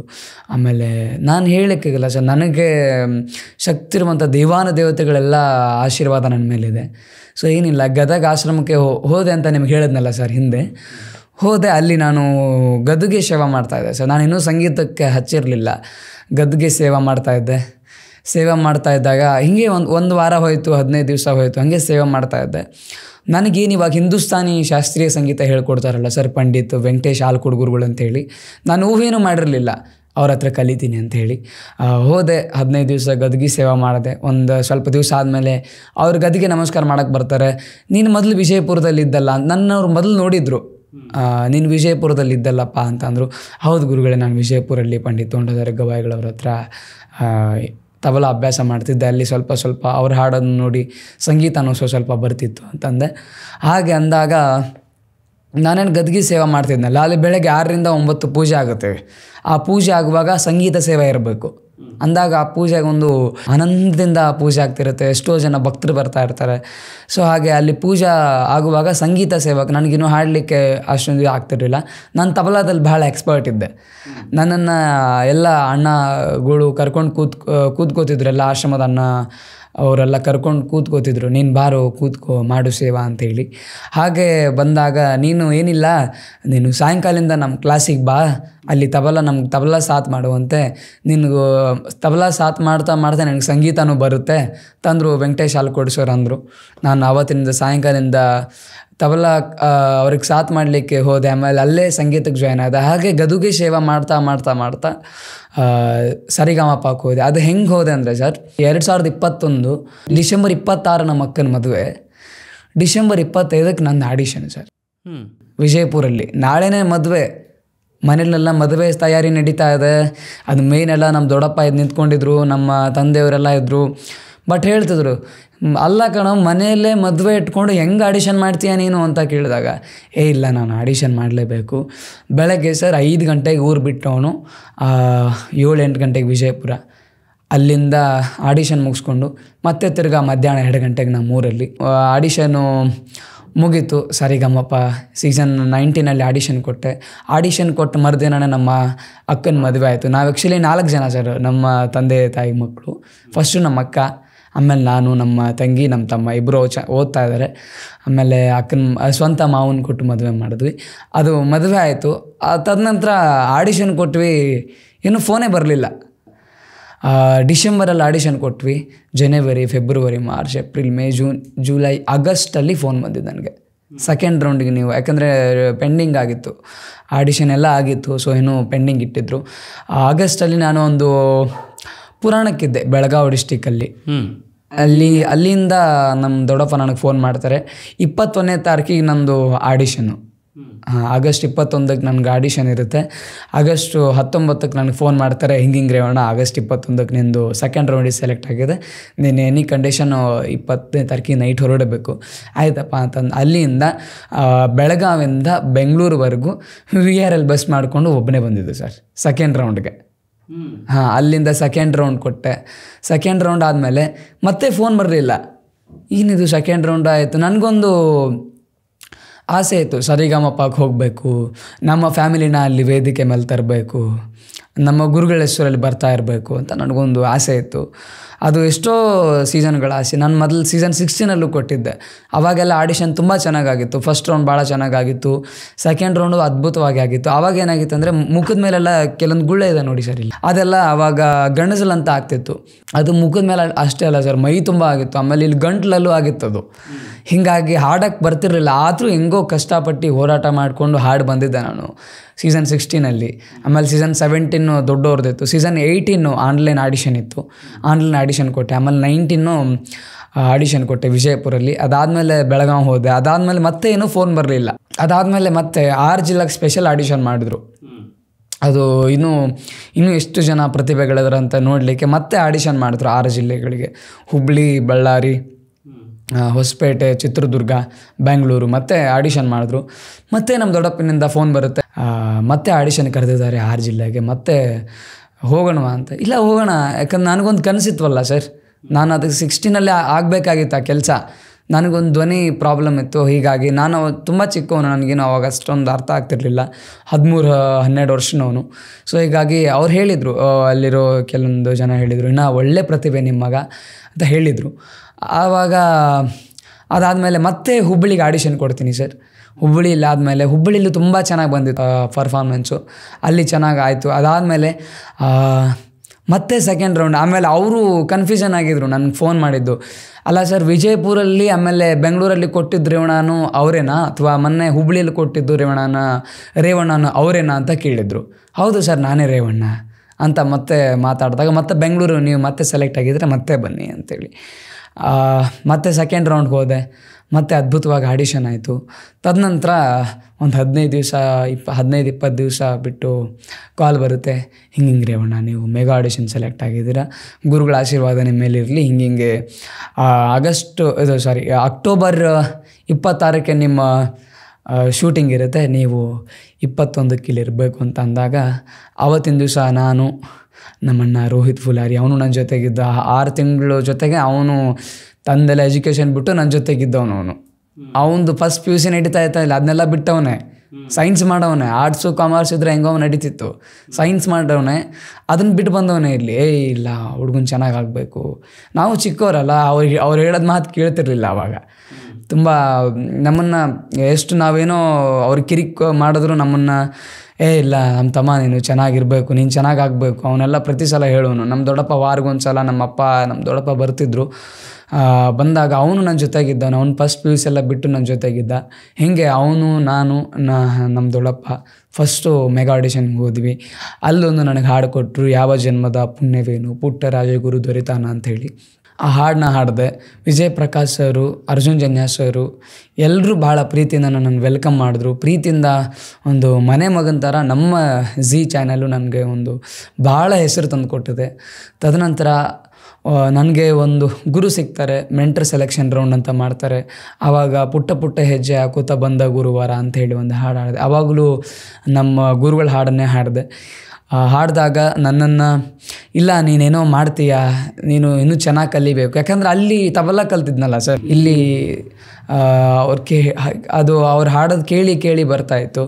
ಇಲ್ಲಿ ನೀನು ಚೆನ್ನಾಗಿ ಕಲಿಬೇಕು, ನೀನು ಎಷ್ಟು ದಿವಸ ಇರ್ತೀಯೋ ಗೊತ್ತಿಲ್ಲ, ನೀನು ಒಟ್ಟಲ್ಲಿ ಚೆನ್ನಾಗಿ ಕಲಿಬೇಕು, ಚೆನ್ನಾಗಿ ಮಾಡಬೇಕು ಅಂತ ಹೇಳಿ ನನ್ನ ಗುರುಗಳು, voice culture expert doctor Suchetan Rangaswamy ಗುರುಗಳು, ಅವರು ಟೀಮ್ ನನ್ನನ್ನು ಆಯ್ಕೆ ಮಾಡ್ಕೊತಾರೆ. ಹುಡುಗ ಚೆನ್ನಾಗಿ ಹಾಡ್ತಾನೆ, ಇವನನ್ನು ಇನ್ನೂ ಟ್ರೈನ್ ಮಾಡ್ಬೋದು ಅಂಥೇಳಿ ಮೆಂಟರ್ ಸೆಲೆಕ್ಷನ್ ರೌಂಡಲ್ಲಿ ಆಯ್ಕೆ ಮಾಡ್ಕೊಳ್ತಾರೆ. ತದನಂತರ ಭಾಳ ಅದ್ಭುತವಾಗಿ ನಡೆಯುತ್ತೆ ಸರ್ ಎಪಿಸೋಡು. ತುಂಬ ಎಲ್ಲ ಕರ್ನಾಟಕದ ಜನತೆ ಭಾಳ ಪ್ರೀತಿಯಿಂದ ನನ್ನನ್ನು ಮೆಚ್ಚುಗೆ ಪಡ್ತಾರೆ. ಎಲ್ಲ ಕನ್ನಡಿಗರು, ಆಮೇಲೆ ಎಲ್ಲ ನಮ್ಮ ಭಾರತ ದೇಶದ ಎಲ್ಲ ಜನತೆ ಭಾಳ ಪ್ರೀತಿಯಿಂದ ಒಂದು ಉತ್ಸಾಹದಿಂದ ನನ್ನನ್ನು ಹೋಟ್ ಮಾಡಿ, ಪ್ರೀತಿಯಿಂದ ನನ್ನನ್ನು ಒಂದು ಮನೆ ಮಗನ ಥರ ಟ್ರೀಟ್ ಮಾಡಿ ಪ್ರತಿ ವಾರ ನನ್ನನ್ನು ಭಾಳ ಪ್ರೀತಿಯಿಂದ ಉಳಿಸ್ಕೊಂಡಿದ್ದಾರೆ. ಹಾಗೆ ತದನಂತರ ಚಾಲೆಂಜಿಂಗ್ ರೌಂಡ್ ಅಂತ ಮಾಡ್ತಾರೆ ಗುರುಗಳೇ. ಗೆಟಪ್ ರೌಂಡ್ ಅಂತ ಮಾಡಿದರು, ಆಮೇಲೆ ಸ್ಯಾಂಡಲ್ವುಡ್ ಸೂಪರ್ ಹಿಟ್ ರೌಂಡ್ ಅಂತ ಮಾಡಿದ್ರು. ಎಲ್ಲ ರೌಂಡಲ್ಲಿ ತುಂಬ ಚೆನ್ನಾಗಿ ಪರ್ಫಾರ್ಮೆನ್ಸ್ ಬಂತು ನಂದು. ಆಮೇಲೆ ಚಾಲೆಂಜಿಂಗ್ ರೌಂಡ್ ಅಂತ ಮಾಡ್ತಾರೆ. ಜೈ ಶ್ರೀರಾಮ್ ಅಂತ ಒಂದು ಹಾಡು ಹಾಡ್ತೀನಿ ನಾನು. ಯಾವುದದು? ರಾಬರ್ಟ್ ಸಿನಿಮಾದು ಗುರುಗಳೇ. ಜೈ ಶ್ರೀರಾಮು ರಾಮನ ಮಾಡಿರೋ ರಾಮ ಬರುವನು, ಅವನ ಹಿಂದೆ ಹನುಮನು ಇದ್ದೇ ಇರುವನು ಅಂತ ಒಂದು ಅದ್ಭುತವಾದ ಹಾಡು. ಅದು ನಮ್ಮ challenging star D boss Darshan sir ಅವರ ಒಂದು ಅದ್ಭುತವಾದ ಹಾಡು. ರಾಬರ್ಟ್ ಸಿನಿಮಾದೊಂದು ಹಾಡು ಹಾಡ್ತೀನಿ. ಆ ಹಾಡು ಅರ್ಜುನ್ ಜನ್ಯ ಸರ್ಗೆ, ಆಮೇಲೆ ವಿಜಯ್ ಪ್ರಕಾಶ್ ಸರ್ಗೆ ಭಾಳ ಮೆಚ್ಚುಗೆ ಪಡ್ಕೊಳ್ಳುತ್ತೆ. ಆವಾಗ ವೇದಿಕೆ ಮೇಲೆ ಬಂದು ನಿನ್ನ ಸಿಂಗಿಂಗಲ್ಲಿ ಭಾಳ ಇಂಪ್ರೂವ್ಮೆಂಟ್ ಕಾಣ್ತಾ ಇದೆ ಅಂತ ಪ್ರೀತಿಯಿಂದ ಹಗ್ ಮಾಡಿದ್ರು, ಆಶೀರ್ವಾದ ಮಾಡಿದ್ರು. ಆ ಒಂದು ಕ್ಷಣನ ನಾವು ಯಾವತ್ತೂ ಮರೆಯೋಕ್ಕಾಗಲ್ಲ ಸರ್, ಲೈಫಲ್ಲಿ ಮರೆಯೋಕ್ಕಾಗಲ್ಲ.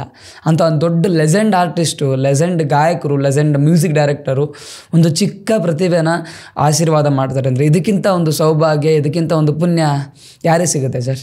ಹೌದು. ಸೊ ಹೀಗಾಗಿ ಅದಾದ ನಂತರ ದೊಡ್ಡ ಮನೆ ವೈಭವ ಅಂತ ಮಾಡ್ತಾರೆ. ಕರುನಾಡ ಚಕ್ರವರ್ತಿ ಪ್ರೀತಿಯ ಶಿವಣ್ಣ ಸರ್ ಅವರು ಬಂದಿದ್ದರು.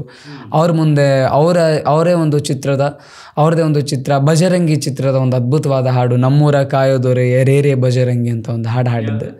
ನಮ್ಮೂರ ಕಾಯೋದೊರೆ ಅಂತ ಹೇಳಿ. ನಮ್ಮೂರ ಕಾಯೋದೊರೆ ನಿನಗೆ ಏನಿಂತ ಮಮಕಾರ, ಕಣ್ಣೀರ ಒರೆಸೋ ಪ್ರಭುವೇ ನಿನಗೆ ಆದ್ಯಾವ್ರೆ ಜೊತೆಗಾರ, ಸಾವಿರ ಜನ್ಮ ಬಂದಾಗೂ ಸಾಕುವ ನಾಯಕ ನೀನಾಗೂ, ನಿನಗುಂಟು ನಾನಾವೇಶ ನಿನ ಮಾತೆ ಘಂಟಾಘೋಷ, ಸೂರ್ಯ ಚಂದ್ರ ಹುಟ್ಟೋದಿಲ್ಲ ನೀನು ಕೊಡದೆ ಸಂದೇಶ, ರೇ ರೇ ರೇ ರೇ ರೇ ರೇ ರೇ ರೇ ಬಜರಂಗಿ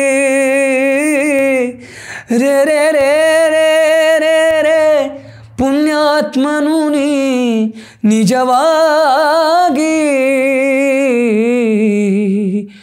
ನಮ್ಮೂರ ಕಾಯೋದೊರೆ ನಿನಗೆ ಏನಂತ ಮಮಕಾರ. ಆವತ್ತೇ ಒಂದು ಲೆಜೆಂಡ್ ಆರ್ಟಿಸ್ಟು ಶಿವಣ್ಣ ಸರ್ನ, ಒಂದು ಹೀರೋನ ಮೀಟ್ ಮಾಡಿದ್ದೆ ಫಸ್ಟು ದಿನ ಸರ್. ಅದು ನಿಮ್ಮ ಲೈಫಲ್ಲಿ ಫಸ್ಟ್ ದಿನನ ಒಬ್ಬ ಹೀರೋನ ಮೀಟ್ ಮಾಡಿದ್ದು? ಹೌದು ಸರ್. ಏನು ಅನ್ನಿಸ್ತು ಆ ಕ್ಷಣ ನಿಮಗೆ? ಒಂದು ಬ್ಯೂಟಿಫುಲ್ ಕ್ಷಣ ಸರ್, ಅದ್ಭುತವಾದ ಕ್ಷಣ ಅಂತೀವಲ್ಲ ಹಾಗೆ. ಬರ್ತಾರೆ ವೇದಿಕೆ ಮೇಲೆ, ರೇವಣ್ಣವರೇ ಭಾಳ ಚೆನ್ನಾಗಿ ಹಾಡಿದ್ರಿ, ನಿಜವಾಗ್ಲೂ ನನ್ನ ಮೈಯೆಲ್ಲ ಜುಮ್ ಅಂತ ಇದೆ ಅಂತ ಅಂದರು. ಅದಕ್ಕಿಂತ ಒಂದು ದೊಡ್ಡ ಸೌಭಾಗ್ಯ ಯಾವುದೂ ಇಲ್ಲ. ನಾನು ಅವ್ರಿಗೆ ಒಂದೇ ಮಾತು ಕೇಳಿದ್ದು, ನಾನು ಅಣ್ಣವ್ರನ್ನ ನೋಡಿಲ್ಲ, ರಾಜ್ಕುಮಾರ್ ಅಪ್ಪಾಜಿಯವ್ರನ್ನ ನೋಡಿಲ್ಲ. ಅವರು ನಮ್ಮ ಪಂಡಿತ್ ಪುಟ್ಟರಾಜ್ ಗುರುಗಳವ್ರ ಕಡೆಯಿಂದನೇ ಲಿಂಗ ದೀಕ್ಷಾ ತೊಗೊಂಡಿದ್ದು. ಅದೆಂಥ ಸೌಭಾಗ್ಯ ನೋಡಿ. ಅಲ್ಲಿ ನಿನ್ನೆ ಅವ್ರ ಮನೆಗೆ ಹೋಗಿದ್ದೆ. ನಿನ್ನೆ ಲಕ್ಷ್ಮೀ ಅಮ್ಮ ಅವ್ರ ಮನೆಗೆ ಹೋಗಿ ಅವ್ರನ್ನ ಮಾತಾಡಿಸಿ ಅವರಿಂದ ಒಂದು ಆಶೀರ್ವಾದ ಪಡ್ಕೊಂಬಂದೆ. ಮೇಯ್ನು ರಾಜ್ಕುಮಾರ್ ಸರ್ ಯಾವ ಮನೇಲಿದ್ದರು ಬಂದ ತಕ್ಷಣ ಅಪ್ಪಾಜಿಯವ್ರ ಮನೆಗೆ ಹೋಗಿ ಆಶೀರ್ವಾದ ಪಡ್ಕೊಂಬಂದೆ. ಹೀಗಾಗಿ ಬಂದು ಶಿವಣ್ಣ ಸರು ಸರ್ ನಿಮ್ಮನ್ನು ಒಂದೇ ಒಂದು ಸಲ ಅಪ್ಕೋಬೇಕು ಅಂದಾಗ ಪ್ರೀತಿಯಿಂದ ಅಲ್ಲಿ ಕೂತ್ಕೊಂಡವ್ರು ಇಲ್ಲಿ ಬಂದು ಒಂದು ಪ್ರೀತಿಯಿಂದ ಹಗ್ ಮಾಡಿದ್ರು, ಒಂದು ಮುತ್ತು ಕೊಟ್ಟರು. ಅದು ಎಲ್ಲಿ ಮರೆಯೋಕ್ಕಾಗಲ್ಲ, ಇದೇ ಜಾಗ ಕೊಟ್ಟು ಭಾಳ ಪ್ರೀತಿಯಿಂದ ರೇವಣ್ಣ ಅವರೇ ಒಂದು ಹೆಂಗರ ಕೈಲಾಸ್ ಕೇರ್ ಅವ್ರನ್ನ ನೋಡ್ದಂಗೆ ಆಯಿತು ನಿಮ್ಮ ವಾಯ್ಸ್ ಕೇಳಿ. ಆಮೇಲೆ ಪಂಚಾಕ್ಷರಿ ಗವಾಯಿಗಳವರ ಆಶ್ರಮದಿಂದ ಬಂದಿದ್ದೀರಾ, ಗೊತ್ತಾಗುತ್ತೆ ನಿಮ್ಮ ಅದಕ್ಕೆ ಇಷ್ಟೊಂದು ಹೈ ರೇಂಜಲ್ಲಿದೆ ನಿಮ್ಮ ಸ್ಕೇಲ್ ಅಂತ ಹೇಳಿ ತುಂಬ ಪ್ರೀತಿಯಿಂದ ಒಂದು ಆಶೀರ್ವಾದ ಮಾಡಿದ್ರು, ಪ್ರೀತಿಸಿದ್ರು, ನನ್ನನ್ನು ಒಂದು ಭಾಳ ಉತ್ಸಾಹದಿಂದ ಗೌರವಿಸಿದ್ರು. ಯಾವ್ಯಾವ ರೀತಿ ರೌಂಡ್ಸ್ ಬರ್ತಾ ಹೋಯ್ತು ನಿಮಗೆ? ಯಾಕೆಂದರೆ ಎಲ್ಲದೂ ಕೂಡ ಒಂದೇ ಬೇಸಲ್ಲಿದೆ ಅಂತ ಹೇಳ್ಬಿಟ್ಟು ಅದೇ ಬೇಸಲ್ಲಿ ಸಾಂಗ್ಸ್ನ ಆಡೋಕ್ಕಾಗಲ್ಲ. ಇಲ್ಲ ಸರಿಗಮಪ ಅನ್ನೋ ಒಂದು ರಿಯಾಲಿಟಿ ಶೋ ಸರ್, ಎಲ್ಲ ಥರನೂ ಹಾಡ್ಸಲ್ಲ ಸರ್ ಅಲ್ಲಿ. ಅಂದರೆ ಇವಾಗ ಲೈಕ್ ಎಲ್ಲ ಜೋಶ್ ಬಂದರೆ ಎಲ್ಲ ಫುಲ್ ಜೋಶೇ ಹಾಡ್ಸಂಗಿಲ್ಲ. ಕೆಲವೊಂದು ರೌಂಡ್ ಅಂತ ಮಾಡ್ತಾರೆ. ನನ್ನನ್ನು ಗೆಟಪ್ ರೌಂಡಲ್ಲಿ ಅಂದರೆ ಒಂದು ಹೀರೋಯಿನ್ ಟೀಮಲ್ಲಿ ಇತ್ತು ಆವಾಗ. ಸೊ ನನ್ನನ್ನು ಇದು ಹಾಡಿಸಿದ್ರು, ನಿನ್ನ ಮರೆಯಲಾರೆ ನಾನಿನ್ನ ಮರೆಯಲಾರೆ ಎಂದೆಂದು ನಿನ್ನ ಬಿಡಲಾರೆ ಚಿನ್ನ ನೀನೇ ಪ್ರಾಣ ನನ್ನಣೆಗೂ. ಈ ರೌಂಡ್ ಹಾಡಿಸಿದ್ರು, ಈ ಹಾಡು ಹಾಡಿಸಿದ್ರು. ಆಮೇಲೆ ಶಿವಣ್ಣ ಅವ್ರ ಬಗ್ಗೆ ಹೇಳೋದು ಏನಂದರೆ, ಅಲ್ಲೇ ನಿಂದ ಜಾಗದಲ್ಲೇ 50,000 ನನಗೆ ಕೊಟ್ಟಿದ್ರು.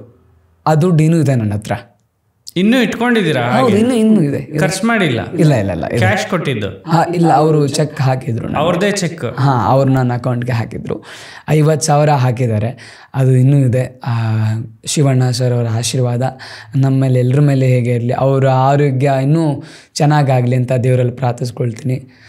ಭಾಳ ಪ್ರೀತಿ ನನ್ನ ಕಂಡ್ರೆ ಶಿವಣ್ಣ ಸರ್ಗೆ, ಹಾಗೆ ಅವ್ರ ಕಂಡ್ರೆ ನನಗೂ ಬಹಳ ಪ್ರೀತಿ. ಹೇಗೆ ತೊಗೊಂಡೋಯ್ತು ಪ್ರತಿ ಹಂತದಲ್ಲಿ? ಒಂದು ಕಾಂಪಿಟೇಷನಲ್ಲಿ ನೀವು ಅಂದರೆ ಹೊರ ಪ್ರಪಂಚವನ್ನೇ ನೋಡಿದಂಥ ಹುಡುಗ ನೀವು. ರಿಯಾಲಿಟಿ ಶೋ ಅನ್ನೋದನ್ನು ಬರೀ ಟಿ ವಿಯಲ್ಲಿ ನೋಡಿ ಗೊತ್ತು, ಬ್ಯಾಕ್ ಎಂಡ್ ಹೇಗೆ ನಡೆಯುತ್ತೆ, ಹೇಗೆ ತಯಾರಿ, ಹೇಗೆ ಮಾಡ್ತಾರೆ, ಹೇಗೆ ಪ್ರಿಪ್ರೇಷನ್ ಇರುತ್ತೆ, ಅವೆಲ್ಲವೂ ಕೂಡ ನಿಮಗೆ ಗೊತ್ತಿಲ್ಲದೇ ಇರುವಂಥ ಒಂದು ಜಗತ್ತಿಗೆ ನೀವು ಬಂದು ನಿಂತಾಗ ನಿಮ್ಮಲ್ಲಿ ಯಾವ ರೀತಿ ಶೆವರಿಂಗ್ ಆಗ್ತಿತ್ತು ಅಂತ? ಇಲ್ಲ, ನಮಗೆ ಒಂದು ಸಾಂಗ್ ಕೊಡ್ತಾರೆ. ಇವಾಗ ನಾವು 10 ಸಾಂಗ್ ಅವರಿಗೆ ಚೂಸ್ ಮಾಡಿಕೊಡ್ತೀವಿ. ನಮಗೊಂದು ಸಾಂಗ್ ಕೊಡ್ತಾರೆ. ನಮ್ಮ ಗುರುಗಳು ಡಾಕ್ಟರ್ ಸುಚೇತನ್ ರಂಗಸ್ವಾಮಿ ಗುರುಗಳು ನಮ್ಮನ್ನು ಮೆಂಟ್ರಿಂಗ್ ಮಾಡ್ತಾರೆ ಶ್ರುತಿ ಬಾಕ್ಸಲ್ಲಿ. ತದನಂತರ ಅದರ ಮರುದಿವಸನೇ 2 ಪೀಸ್ ರಿಹರ್ಸಲ್, ರಿದಮ್ ಪ್ಯಾಡ್, ಕೀಬೋರ್ಡಲ್ಲಿ ಹಾಡಿಸ್ತಾರೆ. ತದನಂತರ ಫುಲ್ ಬ್ಯಾಂಡ್ ಇರುತ್ತೆ. ನಾವು ಇದನ್ನೆಲ್ಲ ನೋಡಲಿಲ್ಲ, ಸುಮ್ಮನೆ ಮೊಬೈಲಲ್ಲಿ ಕೇಳಿಕೊಂಡು ಹಾಡಿದಂಥ ವ್ಯಕ್ತಿ ನಾನು. ಫುಲ್ ಬ್ಯಾಂಡ್ ಇರುತ್ತೆ. ದೊಡ್ಡ ಲೆಜೆಂಡ್ ಆರ್ಟಿಸ್ಟ್ ಎಲ್ಲ ನೋಡಿಸ್ತಾ ಇರ್ತಾರೆ. ನಮ್ಮ ಪ್ರೀತಿಯ Arun Kumar sir main band leader, drummer Arun Kumar sir, ಆಮೇಲೆ ಮಧುಸೂದನ್ ಸರು, ಪ್ರದ್ಯುಮ್ನಾಥ್ ಸರು, ಉಮೇಶ್ ಸರು, ಆಕಾಶ್ ಸರು, ಎಲ್ಲ ದೊಡ್ಡ ಲೆಜೆಂಡ್ ಆರ್ಟಿಸ್ಟ್, ಎಲ್ಲ ಸಿನಿಮಾಗಳಿಗೆಲ್ಲ ನೋಡಿಸಿದಂಥ ವಾದ್ಯಗಾರರು. ಅಂಥವ್ರ ಜೊತೆಗೆ ಹಾಡ್ತೀವಿ ಅಂದರೆ ಸರ್ ಅದಕ್ಕೆಲ್ಲ ನಮಗೂ ಸ್ವಲ್ಪ ಇದು ಇರಬೇಕು, ನಾನು ಚೆನ್ನಾಗಿ ಹಾಡಬೇಕು ಅಂತ ಅನ್ಕೋಬೇಕಲ್ಲ. ಸೊ ಹೀಗಾಗಿ ಚೆನ್ನಾಗಿ ಪ್ರಾಕ್ಟೀಸ್ ಮಾಡ್ತಿದ್ವಿ ಫುಲ್ ಬ್ಯಾಂಡ್ ಜೊತೆಗೆ. ಅದ್ರ ಮರುದಿವಸನೇ ಶೂಟಿಂಗ್ ಇರೋದು. ತುಂಬ ಚೆನ್ನಾಗಿತ್ತು ಸರ್ ಅದೊಂದು ಅನುಭವ. ತದನಂತರ ಮಹಾಸಂಗಮ, ಕಾಮಿಡಿ ಕಿಲಾಡಿಗಳು, ಆಮೇಲೆ ಸರಿಗಮಪ ಸೀಸನ್ 19 ಒಂದು ಮಹಾಸಂಗಮ ಮಾಡ್ತಾರೆ ಗುರುಗಳೇ. ಆವಾಗ ನಾನು ದರ್ಶನ್ ಸರ್ ಮೇಲೆ ಭಾಳ ಪ್ರೀತಿ. ನನಗೆ ದರ್ಶನ್ ಸರ್ ಹುಚ್ಚು ಅಭಿಮಾನ, ನನಗೆ ಅವ್ರ ಮೇಲೆ ಅಂದರೆ ಭಾಳ ದೊಡ್ಡ ಅಭಿಮಾನ. ಸೊ ಅಲ್ಲಿಂದ ನೀವು ಬೇರೆ ಬೇರೆ ರಿಯಾಲಿಟಿ ಶೋಸ್ನ ಬೇರೆ ಬೇರೆ ಲ್ಯಾಂಗ್ವೇಜಲ್ಲಿ ಕೂಡ ಟ್ರೈ ಮಾಡಿದ್ರಿ ಅಂತ? ಹೌದು ಸರ್, ಇಂಡಿಯನ್ ಐಡಲಲ್ಲಿ ಟ್ರೈ ಮಾಡಿದ್ದೆ. ಓಕೆ, ಅಲ್ಲಿ ಹೇಗೆ ಆ ದಾರಿ ಹೇಗೆ ಸಿಕ್ತು ನಿಮಗೆ? ಅಂದರೆ ಒಂದ್ಸಲ ಒಂದು ಮಾತಿದೆ, ನೀರಲ್ಲಿ ಇಳಿಯೋವರೆಗೂ ಅಷ್ಟೇ ಅಂತೆ, ಈಜು ಮಾಡೋವರೆಗೂ ಅಷ್ಟೇ ಅಂತೆ, ಕಲ್ತ ನಂತರ ದಡ ಸೇರ್ತೀವಿ ಅನ್ನೋ ಹಾಗೆ. ಸೊ ನಿಮ್ಮ ಜೀವನದಲ್ಲಿ ಒಂದು ಸಲ ನೀವು ಸಂಗೀತ ಕ್ಷೇತ್ರಕ್ಕೆ ಎಂಟ್ರಿ ಕೊಟ್ಟ ತಕ್ಷಣನೇ ಸಂಗೀತ ಕ್ಷೇತ್ರದ ಅಂತಿಮ ಘಟ್ಟ ಅಂದರೆ ಒಬ್ಬ ಸಂಗೀತಗಾರನಾಗಿ ಇಡೀ ಪ್ರಪಂಚಕ್ಕೆ ಪರಿಚಯ ಆಗೋ ನಿಟ್ಟಿನಲ್ಲಿ ನೀವು ಒಂದು ಭವಿಷ್ಯನ ಸೃಷ್ಟಿಸ್ಕೊಳ್ಬೇಕು ಅಂತ ಹೇಳಿ ನಿಮ್ಮ ಜೀವನನ ನೀವು ತಗೊಂಡೋಗ್ತಿದ್ದೀರಾ. ಸೊ ಅಂಥದ್ರಲ್ಲಿ ಸ್ಟ್ರಗಲ್ಸ್ ಅನ್ನೋದು ಇದ್ದೇ ಇರುತ್ತೆ, ಸಾಕಷ್ಟು ಸ್ಟ್ರಗಲ್ಸ್ ಇರುತ್ತೆ ನಿಮಗೆ. It is not so easy. ಯಾರು ನಾನು ಅಂದ ಅಥವಾ ನಾನು ಹಾಡುಗಾರ ಅಂದಿದ ತಕ್ಷಣ ಯಾರು ರೆಡ್ ಕಾರ್ಪೆಟ್ ಹಾಕ್ಬಿಟ್ಟು ನಿಮ್ಮನ್ನು ಕರೆಯಲ್ಲ, ಬಾಪ ನಿನಗೆ ವೈಲ್ಡ್ ಕಾರ್ಡ್ ಎಂಟ್ರಿ ಕೊಡ್ತೀನಿ ಅಂತ. ಬಿಕಾಸ್ ನಿಮಗೆ ಹೇಗಿತ್ತು ಆ ಚಾಲೆಂಜ್ ಅನ್ನೋದೇ ನನಗೆ ಹೊರ ಜಗತ್ತಿಗೆ ಪರಿಚಯ ಆಗಬೇಕು ಅಂತ. ಅದೇ ಸೋನಿ ಸೂಪರ್ ಸ್ಟಾರ್ ಅಂಥೇಳಿ ಹಿಂದಿಯಲ್ಲಿ ನ್ಯಾಷನಲ್ಲು ಚಾನೆಲ್ಲು. ನನಗೂ ಇನ್ನೊಂದು ಆಸೆ ಇದೆ ಸರ್, ಅದು 100% ಅದು ಇದೇ ಸೀಸನ್ ಆಗುತ್ತೋ ಇನ್ನೊಂದು 10 ಸೀಸನ್ ಆದಮೇಲೆ ಆಗುತ್ತೋ ಗೊತ್ತಿಲ್ಲ. ಇಂಡಿಯನ್ ಐಡಲ್ ಅಂತ ಒಂದು ದೊಡ್ಡ ರಿಯಾಲಿಟಿ ಶೋ, ಅಲ್ಲೆಲ್ಲ ದೊಡ್ಡ ದೊಡ್ಡ ಮ್ಯೂಸಿಕ್ ಡೈರೆಕ್ಟರ್ದು, ಆಮೇಲೆ ನಮ್ಮ ಕುಮಾರ್ ಸಾನು ಸರ್ ಇರ್ತಾರೆ, ಆಮೇಲೆ ಸೋನು ನಿಗಮ್ ಸರ್ ಇರ್ತಾರೆ, ಶ್ರೇಯಾ ಘೋಷಾಲ್ ಮೇಡಮ್ ಇರ್ತಾರೆ, ದೊಡ್ಡ ದೊಡ್ಡ ಲೆಜೆಂಡು ಸಿಂಗರ್ಸ್ ಎಲ್ಲ ಆ ಶೋಗೆ ಜಡ್ಜ್ ಆಗಿರ್ತಾರೆ. ಸೊ ಹೀಗಾಗಿ ಅಲ್ಲಿ ಒಂದು ಹಾಡಬೇಕಂತ ಒಂದು ಆಸೆ ಇದೆ. ಅದಕ್ಕೂ ಆಡಿಷನ್ ಕೊಟ್ಟಿದ್ದೀನಿ ಸರ್ ನಾನು ಮುಂಬೈಯಲ್ಲಿ ಹೋಗಿ. ನನಗೆ ಆ್ಯಕ್ಚುಲಿ ಹಿಂದಿ ಹಾಡೋಕ್ಕೆ ಬರಲ್ಲ. ಒಂದು 15 ದಿವಸದಲ್ಲಿ ಒಂದು 100 ಹಾಡುಗಳನ್ನು ಬ್ಯಾಟ್ ಮಾಡಿದೆ ಸರ್. ನನಗೆ ಹಿಂದಿ ಹಾಡೋಕ್ಕೆ ಬರಲ್ಲ, ಸ್ವಲ್ಪ ಸ್ವಲ್ಪ ಮಾತಾಡ್ಲಿಕ್ಕೆ ಬರುತ್ತೆ. ಯಾವ ಹಾಡು ಆಡಿದ್ರಿ ಅಲ್ಲಿ ಹೋಗಿ? ನಾನು ಗಾನಯೋಗಿ ಪಂಚಾಕ್ಷರಿ ಗವಾಯಿಗಳವರ ಒಂದು ಅದ್ಭುತವಾದ ಚಿತ್ರ, ಆ ಚಿತ್ರದಿಂದ ಗಾನವಿದ್ಯಾ ಬಡಿ ಕಠಿಣ ಅಂತ ಒಂದು ಹಾಡು ಆಡಿದೆ ಸರ್. ಅಲ್ಲಿ ನೀವು ಹಿಂದಿ ಸಾಂಗ್ ಆಡಲಿಲ್ವಾ? ಇಲ್ಲ ಸರ್, ಹಿಂದಿ ಅದು ಬಂದಿಸೆ ಸರ್. ಹಾಂ, ಅದು ಒಂದು ಬಂದಿಸೆ. ಅದು ಹೆಂಗಿದೆ ಅಂದರೆ, ಗಾನವಿದ್ಯಾ ಬಡಿ ಕಠಿಣ ಹೈ, ಗಾನವಿದ್ಯಾ ಬಡಿ ಕಠಿಣ ಹೈ, ಗುರು ಚರಣ ಶಿಷ್ಯಧರ, ಗುರು ಚರಣ ಶಿಷ್ಯಧರ, ತಪವಾ ಮಾದೇವ ಜಾನೆ ತು ಗಾನ ವಿದ್ಯಾ ಬಡಿ ಕಠಿಣ ಹೈ. ಈ ಹಾಡನ್ನ ಹಾಡಿದೆ ಸರ್. ಒಟ್ಟಲ್ಲಿ 1-2 ರೌಂಡ್ ಮಾಡ್ತಾರೆ. ಸೊ ಸುಮಾರು ರೌಂಡ್ಗಳಾಗುತ್ತೆ ಇಲ್ಲಿ. ಫಸ್ಟ್ ರೌಂಡಲ್ಲಿ 3 ಸಾಂಗ್ ಹಾಡ್ತೀನಿ. ಇನ್ನೊಂದು ಜೀತಾ ಜಿಸ್ ಕೇಲಿ ಅಂತ ಹೇಳಿ ಒಂದು ಕುಮಾರ್ ಸಾನು ಸರ್. ನಿಮ್ಮ ಬಾಯಿನಲ್ಲಿ ಹಿಂದಿ ಸಾಂಗ್ಗಳನ್ನ ಕೇಳಬೇಕು ಅಂತ. ಆಗಲಿ ಸರ್, ಖಂಡಿತ ಹಾಡ್ತೀನಿ.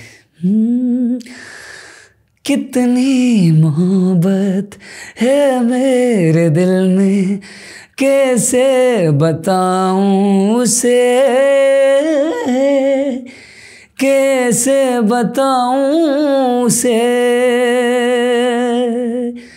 दीवानगी ने पागल किया है, कैसे दिखाऊं उसे, कैसे दिखाऊं उसे, कैसे दिखाऊं मैं दिल में तेरी यादों में. हाँ, एक ऐसी लड़की थी जिसे मैं प्यार करता था, जीता था जिसके लिए, जिसके लिए मरता था. एक ऐसी लड़की थी जिसे मैं प्यार करता था.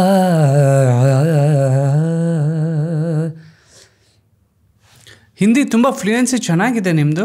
ಹೌದು ಸರ್, ನಡೀತಾ ಕಲ್ತಿದ್ದ ಹಿಂದಿ ಸಾಂಗ್ ಹಾಡಬೇಕು ಅಂತಾನೆ? ಹೌದು ಸರ್, ಸಾಂಗ್ ಹಾಡಬೇಕಂತಾನೆ ಕಲ್ತಿದ್ದು. ಸೊ ಎಲ್ಲ ಮೊಬೈಲಲ್ಲಿ ಕೇಳಿ ಕೇಳಿ ಕೇಳಿ ಕಲಿ. ನಿಮ್ದು ಏನೆಲ್ಲ ಟ್ಯಾಲೆಂಟ್ ಇದೆ ಹಾಗಾದರೆ ಅಂತ? ಇಲ್ಲ ಸರ್, ನಾನು ರಿದಮ್ ಪ್ಯಾಡ್ ನುಡಿಸ್ತೀನಿ, ಕೀಬೋರ್ಡ್ ನುಡಿಸ್ತೀನಿ, ಹಾರ್ಮೋನಿಯಂ ನುಡಿಸ್ತೀನಿ, ತಬಲಾ ನುಡಿಸ್ತೀನಿ. ಇವಾಗ ಸ್ವಲ್ಪ ಏನೋ ಗಿಟಾರ್ ಕಲಿಬೇಕಂತ ಆಸೆ, ಅದನ್ನು ಸ್ವಲ್ಪ ಬರ್ತದೆ. ಆಮೇಲೆ ಕೊಳಲು ಕಲಿಬೇಕಂತ ಆಸೆ. ಒಟ್ಟಲ್ಲಿ ಎಲ್ಲನೂ ಕಲಿಬೇಕಂದ್ರೆ ಆಗಲ್ಲ. ಎಲ್ಲನೂ ಕಲಿತಾವನು ಅವರೊಬ್ಬರೇ ಗುರುಗಳು, ಮೇಲಿರುವಂಥ ಒಂದು ದೇವರು. ಎಲ್ಲನೂ ಮಾಡ್ತೀನಿ ಅನ್ನೋದು ಅವರೊಬ್ಬರಿಗೆ ಸಾಧ್ಯ. ಸೊ ನಾವು ಅದರಲ್ಲಿರುವಂಥ ಒಂದು ಕೆಲವೊಂದು ವಾದ್ಯಗಳು, ಕೆಲವೊಂದು ಇದು ನಾನು ಮಾಡಬೇಕಂತ. ಹಾಗೆ ಇವಾಗ ಸರಿಗಮಪ ಮುಗಿಸ್ಕೊಂಡು ಬಂದಮೇಲೆ ಒಂದು 11 ಹಾಡುಗಳನ್ನು ನಾನೇ ಸ್ವಂತ ರಚನೆ ಮಾಡಿದ್ದು. 11 ಹಾಡುಗಳು ಎಲ್ಲ ರೆಕಾರ್ಡಿಂಗ್ ಆಗಿದೆ. ಹಾಗೆ ಇವಾಗ ದರ್ಶನ್ ಸರ್ ಬರ್ತ್ಡೇಗೋಸ್ಕರ 1-2 ಸಾಂಗ್ ಮಾಡಿದ್ದೀನಿ, ಅದನ್ನು ರಿಲೀಸ್ ಮಾಡ್ತಾಯಿದ್ದೀನಿ. ಒಂದು ಟೋಟಲ್ ಒಂದು 13-14 ಸಾಂಗ್ ಆಯಿತು. ಆಮೇಲೆ ನಿನ್ನೆನೂ ಕೂಡ ಒಂದು ಜನರಿಂದ ನಾನು ಮೇಲೆ ಬಂದೆ ಅಂತ ಒಂದು ಅದ್ಭುತವಾದ ಸಿನಿಮಾ. ಆ ಸಿನಿಮಾಗೆ ಮೇಯ್ನು ಟೈಟಲ್ ಟ್ರ್ಯಾಕು, ಹಾಗೆ ಒಂದು ಅಂಬೇಡ್ಕರ್ ಅವರ ಒಂದು ಅದ್ಭುತವಾದ ಹಾಡು, 2 ಹಾಡುಗಳನ್ನು ನಾನೇ ಹಾಡಿದ್ದು ಆ ಸಿನಿಮಾಗೆ. ಹಾಗೆ ಸ್ವಂತ ಕಂಪೋಸ್ ಮಾಡ್ತೀನಿ ಸರ್. ಲಿರಿಕ್ ಬರೋದು, ಕಂಪೋಸ್ ಮಾಡೋದು. ನೀವೇ ಕಂಪೋಸ್ ಮಾಡ್ತೀರಿ? ಹೌದು ಸರ್. ಆಮೇಲೆ ಇನ್ನೊಂದು ಏನು ವಿಶೇಷ ಅಂದರೆ ಸರ್, ನನಗೆ ಡೇಯಲ್ಲಿ ಯಾವುದೂ ಟ್ಯೂನ್ ಅಷ್ಟೊಂದು ಹೊಳಿಯಲ್ಲ. ನೈಟ್ ಕೂತ್ಕೊತೀನಿ ಸರ್. ನಾನು ನೈಟು ಊಟ ಮಾಡಿ 10 ಗಂಟೆಗೆ ಕೂತ್ರೆ 2-2.5 3 ಗಂಟೆ. ಸಿಸ್ಟಮೇ ಕಾಣಿಸೋದಿಲ್ಲ, ಕಂಪೋಸ್ ಹೇಗೆ ಮಾಡ್ತೀರಿ? ಇಲ್ಲ ಸರ್, ನಾನು ಮೈಂಡಲ್ಲಿ ಫಿಕ್ಸ್ ಮಾಡ್ಕೊಳ್ತೀನಿ ಸರ್. ಮೈಂಡಲ್ಲಿ ಈಗ ಒಂದು ಟ್ಯೂನ್ ಮಾಡಿ ಮೈಂಡಲ್ಲಿ ಅದನ್ನು ಹಾಡಿ ಮೊಬೈಲಲ್ಲಿ ರೆಕಾರ್ಡ್ ಮಾಡಿ ಇಟ್ಟಿರ್ತೀನಿ ಸರ್. ಆಮೇಲೆ ಕೀಬೋರ್ಡು, ಹಾರ್ಮೋನಿಯಮು ಏನೋ ನುಡಿಸ್ಕೊಂಡು ಹಾಡೋದು ಸರ್. ಓಕೆ, ಅಂದರೆ ನೀವು ಫಿಸಿಕಲಿನೇ ಮ್ಯೂಸಿಕ್ ಕಂಪೋಸ್ ಮಾಡೋದು, ಎಲೆಕ್ಟ್ರಾನಿಕಲ್ ಡಿಜಿಟಲಿ ಯಾವುದು ಕಂಪೋಸ್ ಮಾಡೋದು? ಇಲ್ಲ ಸರ್, ಅದೆಲ್ಲ ಪ್ರೋಗ್ರಾಮಿಂಗ್ ಕಡೆ ಎಲ್ಲ ಮಾಡಿಸ್ಬೇಕು ಸರ್. ನಾವು ಬೇರೆ ಕಡೆ ಮಾಡಿಸ್ತೀವಿ? ಹೌದು ಸರ್. ಬೇರೆ ಕಡೆ ಎಲ್ಲ ನಮ್ಮ ಮ್ಯೂಸಿಕ್ ಡೈರೆಕ್ಟರ್ ಇರ್ತಾರಲ್ಲ, ಅಸಿಸ್ಟೆಂಟ್ ಡೈರೆಕ್ಟರ್ ಅಂತ ಇರ್ತಾರಲ್ಲ, ಅವ್ರ ಕಡೆ ಹೋಗಿ ಅದನ್ನು ಪ್ರೋಗ್ರಾಮಿಂಗ್ ನಮ್ಗೆ ಹೆಂಗೆ ಬೇಕೋ ಹಂಗೆ ಮಾಡಿಸಿ ಮಾಡ್ತೀನಿ ಸರ್. ನಾನೇ ಓನು ಕಂಪೋಸ್ ಮಾಡಿ ಆಮೇಲೆ ನಾನೇ ಹಾಡು ಇಟ್ಕೊಂಡಿರ್ತೀನಿ. ನಮಗೆ ಸೂಟ್ ಆಯಿತು ಅಂದರೆ ನಾನು ಹಾಡ್ತೀನಿ. ಈಗ ಆಲ್ರೆಡಿ ಕೆಲವೊಂದು ಸಾಂಗ್ ಎಲ್ಲ ನಾನೇ ಹಾಡಿದ್ದೀನಿ. ಆಮೇಲೆ ನಂದೊಂದು ಆಸೆ ಇದೆ, ನಮ್ಮ ಗುರುಗಳು ಹೆಂಗೆ ಅಂಧ ಅನಾಥರನ್ನ ಆಮೇಲೆ ಒಳ್ಳೊಳ್ಳೆ ಗಾಯಕರನ್ನು ಹೆಂಗೆ ಬೆಳೆಸಿದ್ರು ವಿದ್ಯಾ ಕಲಿಸಿ, ಹಾಗೆ ನಂದೊಂದು ಆಸೆ ಇದೆ ಸರ್. ನಾವು 10 ಜನನ ಬೆಳೆಸಿದ್ರೆ ಅವರು 10 ಅಲ್ಲಿ ಒಬ್ಬರು 10 ಜನಕ್ಕೆ ಬೆಳೆಸಿದ್ರೆ ಒಬ್ಬರಿಂದ 100 ಜನ ಬೆಳೀತಾರೆ. ಹಾಗೆ ನನ್ನ ಕೈಯಿಂದ ಎಷ್ಟಾಗುತ್ತೋ ಅಂಧ ಅನಾಥರು ಆಮೇಲೆ ಭಾಳ ಘೋರ ಗರೀಬ ಪರಿಸ್ಥಿತಿ ಇರುತ್ತಲ್ಲ, ಅಂಥವ್ರನ್ನು ಕರ್ಕೊಂಡು ಬಂದು ನಾನೇನು ಕಲಿತಿದ್ದೀನಿ, ನಾನಿನ್ನೂ ಏನೂ ಕಲ್ತಿಲ್ಲ ಸರ್, ಇವಾಗ ಕಲಿತಾ ಇರೋದು. ಸೊ ನಾನು ಕಲ್ತ ಮೇಲೆ ನಾನೇನು ಕಲ್ತಿದ್ದೀನಿ ಅದನ್ನ ಸಂಪೂರ್ಣವಾಗಿ ವಿದ್ಯೆ ಬಿಟ್ಟು ಅವರಿಗೆಲ್ಲ ಕೊಟ್ಟು ಕಲಿಸ್ಬೇಕಂತ ಆಸೆ. ಇನ್ನೂವರೆಗೂ ನಮಗೇನು ಹಿಂದೂಸ್ತಾನಿ ಹೇಳ್ಕೊಡ್ತಾರೆ ಪಂಡಿತ್ ವೆಂಕಟೇಶ್ ಹಾಲ್ಕೋಡ್ ಗುರುಗಳು. ಅವರು ಒಂದೇ ಮಾತು ಹೇಳ್ತಾರೆ, ಆ ವಿದ್ಯಾನ ದಾರಿ ಏರಬೇಕು ರೇವಣ್ಣ ಅಂತ ಒಂದು ಸಲ ಹೇಳ್ತಾರೆ. ಈಗ ಹೀಗೆ ಕ್ಲಾಸಲ್ಲಿ ಕೂತ್ಕೊಂಡಾಗ ಮಾತಾಡ್ತಾರೆ, ರೇವಣ್ಣ ಈ ವಿದ್ಯಾ ನಮ್ಮಲ್ಲೇ ಇರಬಾರ್ದು, ಇದು ಇವಾಗ ನಮ್ಮಲ್ಲಿ ಇಟ್ಕೊಂಡ್ರೆ ಅದು ಸ್ವಾರ್ಥ ಅನಿಸುತ್ತೆ. ಅದನ್ನು ಮತ್ತೊಂದಷ್ಟು ಜನಕ್ಕೆ ದಾರಿ ಇರಬೇಕು, ಅದನ್ನ ನೀನು ಮಾಡಬೇಕು ಕೆಲಸ. ನಮ್ಮ ಗುರುಗಳನ್ನ ಅದೇ ಹೇಳ್ತಾರೆ, ನಮ್ಮ ಫ್ಯಾಮಿಲಿನ ಅದೇ ಹೇಳ್ತಾರೆ. ಸೊ ಹೀಗಾಗಿ ನನಗೇನು ಬರುತ್ತೋ ಅದನ್ನು ನಾನು ಕೆಲವೊಂದಷ್ಟು ಜನಕ್ಕೆ ವಿದ್ಯಾನ ಹೇಳಿಕೊಟ್ಟು ಒಂದು ಸಂಗೀತ ಶಾಲೆ ಮಾಡಬೇಕು, ಒಂದು ಸ್ವಂತ ಸ್ಟುಡಿಯೋ ಮಾಡಿಕೊಂಡು ರೆಕಾರ್ಡಿಂಗ್ಸ್ ಎಲ್ಲ ಮಾಡಬೇಕು. ಆಮೇಲೆ ನಮ್ಮಣ್ಣ ನಾನು ಜೊತೆಗಿದ್ದೇನೆ, ಒಂದು ಒಳ್ಳೆಯ ಪ್ರಾಜೆಕ್ಟು, ಒಂದು ಇಂಡಸ್ಟ್ರಿ ಒಳಗೆ ನಮ್ಮ ಪಯಣ ಸಾಗಬೇಕಂತ ಆಸೆ ಸರ್. ಗುರುಗಳು ನಾವು ಅದೇ ಬೇಡ್ತೀವಿ, ನಿಮ್ಮ ಒಂದು ಪ್ರೀತಿ ಆಶೀರ್ವಾದ ನಮ್ಮ ಮೇಲಿದ್ರೆ. ಖಂಡಿತವಾಗ್ಲೂ ನಿಮಗೆ ಆ ಟ್ಯಾಲೆಂಟ್ ಇದೆ. ಆಮೇಲೆ ನೀವು ಇನ್ನೂ ಬಹಳ ಚಿಕ್ಕ ವಯಸ್ಸಲ್ಲಿದ್ದೀರಾ. ಹೌದು, ಜೀವನ ತುಂಬ ದೊಡ್ಡದಿದೆ. ಥ್ಯಾಂಕ್ ಯು ಗುರುಗಳೇ, thank you so much. So ನೀವು ಇನ್ನೂ ಭಾಳ ಚಿಕ್ಕ ಏಜಲ್ಲಿದ್ದೀರಿ. ಬಹುಶಃ ಇನ್ನೊಂದು 8-10 ವರ್ಷ ಹೋದರೆ ನೀವು ಅಂದ್ಕೊಂಡಿದ್ನ ಎಲ್ಲದನ್ನೂ ಕೂಡ ಸಾಧಿಸ್ತೀರಾ ಅಂತ ಅಂದ್ಕೊಂಡಿದ್ದೀನಿ. ಯಾಕೆಂದರೆ ನೀವು ಅಷ್ಟು ಫಾಸ್ಟ್ ಇದ್ದೀರಾ. ಹಿಂದಿಯಲ್ಲಿ ಸಾಂಗ್ನ ಆಡಬೇಕು ಅಂತಲೇ ಹಿಂದಿ ಕಲ್ತಿರೋರು ನೀವು. ಅಂಥದ್ರಲ್ಲಿ ನಿಮಗೆ ಅದಕ್ಕಿಂತ ಇನ್ಯಾವುದು ಕಷ್ಟ ಇಲ್ಲ ಬಿಡಿ. ಹೌದು. ಓಕೆನಾ? ಒಂದು ಗೊತ್ತಿಲ್ಲದೇ ಅಂತ ಒಂದು ಭಾಷೆಯನ್ನೇ ಕೂಡ ನೀವು ಕಲ್ತಿದ್ದೀನಿ ಅಂದಾಗ ಇನ್ನು ಜೀವನದಲ್ಲಿ ಏನು ಬೇಕಾದ್ರೂ ಮಾಡ್ತೀನಿ ಅನ್ನುವಂತಹ ನಿಮ್ಮಲ್ಲಿರುವಂತಹ ಒಂದು ಛಲ, ನಿಮ್ಮ ನಂಬಿಕೆ, ನಿಮ್ಮ ಎಂತೂಸಿಯಾಸ್ಟ್ ಅಂತ ಏನು ಕರಿತೀವಿ, ಅದೇ ನಿಮ್ಮನ್ನು ಸಾಧನೆಯ ಹಾದಿಯನ್ನು ಹಿಡಿಸುತ್ತೆ. ಓಕೆನಾ? ಯಾರು ಸಪೋರ್ಟ್ ಮಾಡೋದು ಬೇಡ ನಿಮ್ಗೆ. You have an incredible talent. Thank you ಗುರುಗಳೇ. ಓಕೆನಾ? Which is most welcome. ನಮ್ಮ ಜನರು, ನಮ್ಮ ಕನ್ನಡಿಗರು ಖಂಡಿತವಾಗ್ಲೂ ನಿಮ್ಮನ್ನು ಬೆಳೆಸ್ತಾರೆ. ಪೀಪಲ್ ಶುಡ್ ಮೇಕ್ ಹೀರೋ ಅಷ್ಟೇ. ನಿಮ್ಮನ್ನ ಜನರು ಹೀರೋ ಮಾಡ್ತಾರೆ. ತಲೆ ಕೆಡಿಸ್ಕೊಂಬೇಡಿ. ನಿಮ್ಮ ಸಾಧನೆ ಹಾದಿಯಲ್ಲಿ ನೀವು ಸಾಕ್ತಾ ಇರಿ. ಅದ್ರ ಜೊತೆಗೆ ನಾನು ಇನ್ನೊಂದು ವಿಷಯನ ಕೇಳಬೇಕು ಅಂತ ಅನ್ಕೊಂಡೆ ನಿಮ್ಮನ್ನ. ಸಂಗೀತ ಅನ್ನೋದು ನಿಮಗೆ ಒಂದು ಗಾಡ್ ಗಿಫ್ಟ್ ಅಂತ ಹೇಳ್ತೀನಿ, ಬಹುಶಃ ನನಗೆ ಗೊತ್ತಿದೆ. ಸೊ ನಿಮಗೆ ಬರವಣಿಗೆ ಬರುತ್ತಾ? ಕಣ್ಣೇ ಕಾಣಿಸಲ್ಲ ಅಂದಾಗ ಬರವಣಿಗೆ ಹೇಗೆ ಸಾಧ್ಯ? ಇಲ್ಲ, ನಾನು ಆ್ಯಕ್ಚುಲಿ 10th ಆಯಿತು ಗುರುಗಳೇ ನಂದು. 10th ನನಗೆ ಎಷ್ಟು ಮಾರ್ಕ್ಸ್ ಬಂದಿರ್ಬೋದು ಹೇಳಿ ನೋಡೋಣ. ನಾನು ನಾರ್ಮಲ್ಲು ಕೆಲವೊಂದು ಆಡಿಯೋ ಎಲ್ಲ ಕೇಳಿಬಿಟ್ಟು ಉತ್ತರ ಇದು ಮಾಡಿದ್ದೀನಿ. ಕೆಲವೊಂದು ನಮ್ಮ ತಂಗಿ ಬರೆದಿದ್ದಾಳೆ. ನನಗೆ ಎಷ್ಟು ಮಾರ್ಕ್ಸ್ ಬಂದಿರಬೇಕು? ನಿಮಗೆ ಸಪೋರ್ಟರ್ ಕೊಡ್ತಾರಲ್ಲ ಎಕ್ಸಾಮ್ ಬರೀಲಿಕ್ಕೆಲ್ಲ? ಹೌದು. ಸೊ ಬ್ರೈಲಿಪಿ ಆದರೆ ನಾವು ಬರೀಬೋದು. ಆಮೇಲೆ ನಾರ್ಮಲ್ ಎಲ್ಲ ಬರೆಯೋಕ್ಕಾಗಲ್ಲ. ಸೊ ನನಗೆ ಸಪೋರ್ಟ್ ಕೊಟ್ಟಿದ್ರು, ಒಂದು ರೈಟರ್ನ ಇಟ್ಟು ಎಕ್ಸಾಮ್ ಬರೆಸಿದ್ದು. 10th 80 ಮಾರ್ಕ್ಸ್ ಸರ್ ನಂದು. 80.60 ಪರ್ಸೆಂಟೇಜ್. ಹೌದು ಸರ್. ಓ, ಫಸ್ಟ್ ಕ್ಲಾಸ್ ಅಲ್ಲ? ಹೌದು ಸರ್. ಒಳ್ಳೆ ಪರ್ಸೆಂಟೇಜ್ ತೆಗ್ದಿರಾ. ಸೊ ಈಗ ನೀವು PUC ಮಾಡ್ತಾ ಇದ್ದೀರಾ? ಸರ್ ಫಸ್ಟ್ PUC ಮಾಡ್ತಾ ಇದ್ದೀನಿ ನಮ್ಮ ಊರಲ್ಲೇ. ಸಿದ್ದೇಶ್ವರ ಜೂನಿಯರ್ ಕಾಲೇಜು ನಮ್ಮೂರಲ್ಲೇ ಮಾಡ್ತಾ ಇದ್ದೀನಿ. ಸೋಲಾಪುರ? ಇಲ್ಲ, ತೋಳ್ನೂರದಲ್ಲಿ ಸರ್. ಓಕೆ, ತೋಳ್ನೂರು ಅಲ್ಲಿ ಕಾಲೇಜ್ ಮಾಡ್ತಾ ಇದ್ದೀನಿ. ಫಸ್ಟ್ PU ಸೆಕೆಂಡ್ PU ಮಾಡಿದ್ಮೇಲೆ ನಮ್ಮ ಏನು PPG ಕಾಲೇಜ್ ಇದೆಯಲ್ಲ ಗದಗ ಆಶ್ರಮದಲ್ಲಿ, ಅಲ್ಲಿ BA ಮ್ಯೂಸಿಕ್ ಅಥವಾ B ಮ್ಯೂಸಿಕ್ ಇನ್ನೂ ಡಿಸೈಡ್ ಮಾಡಿಲ್ಲ.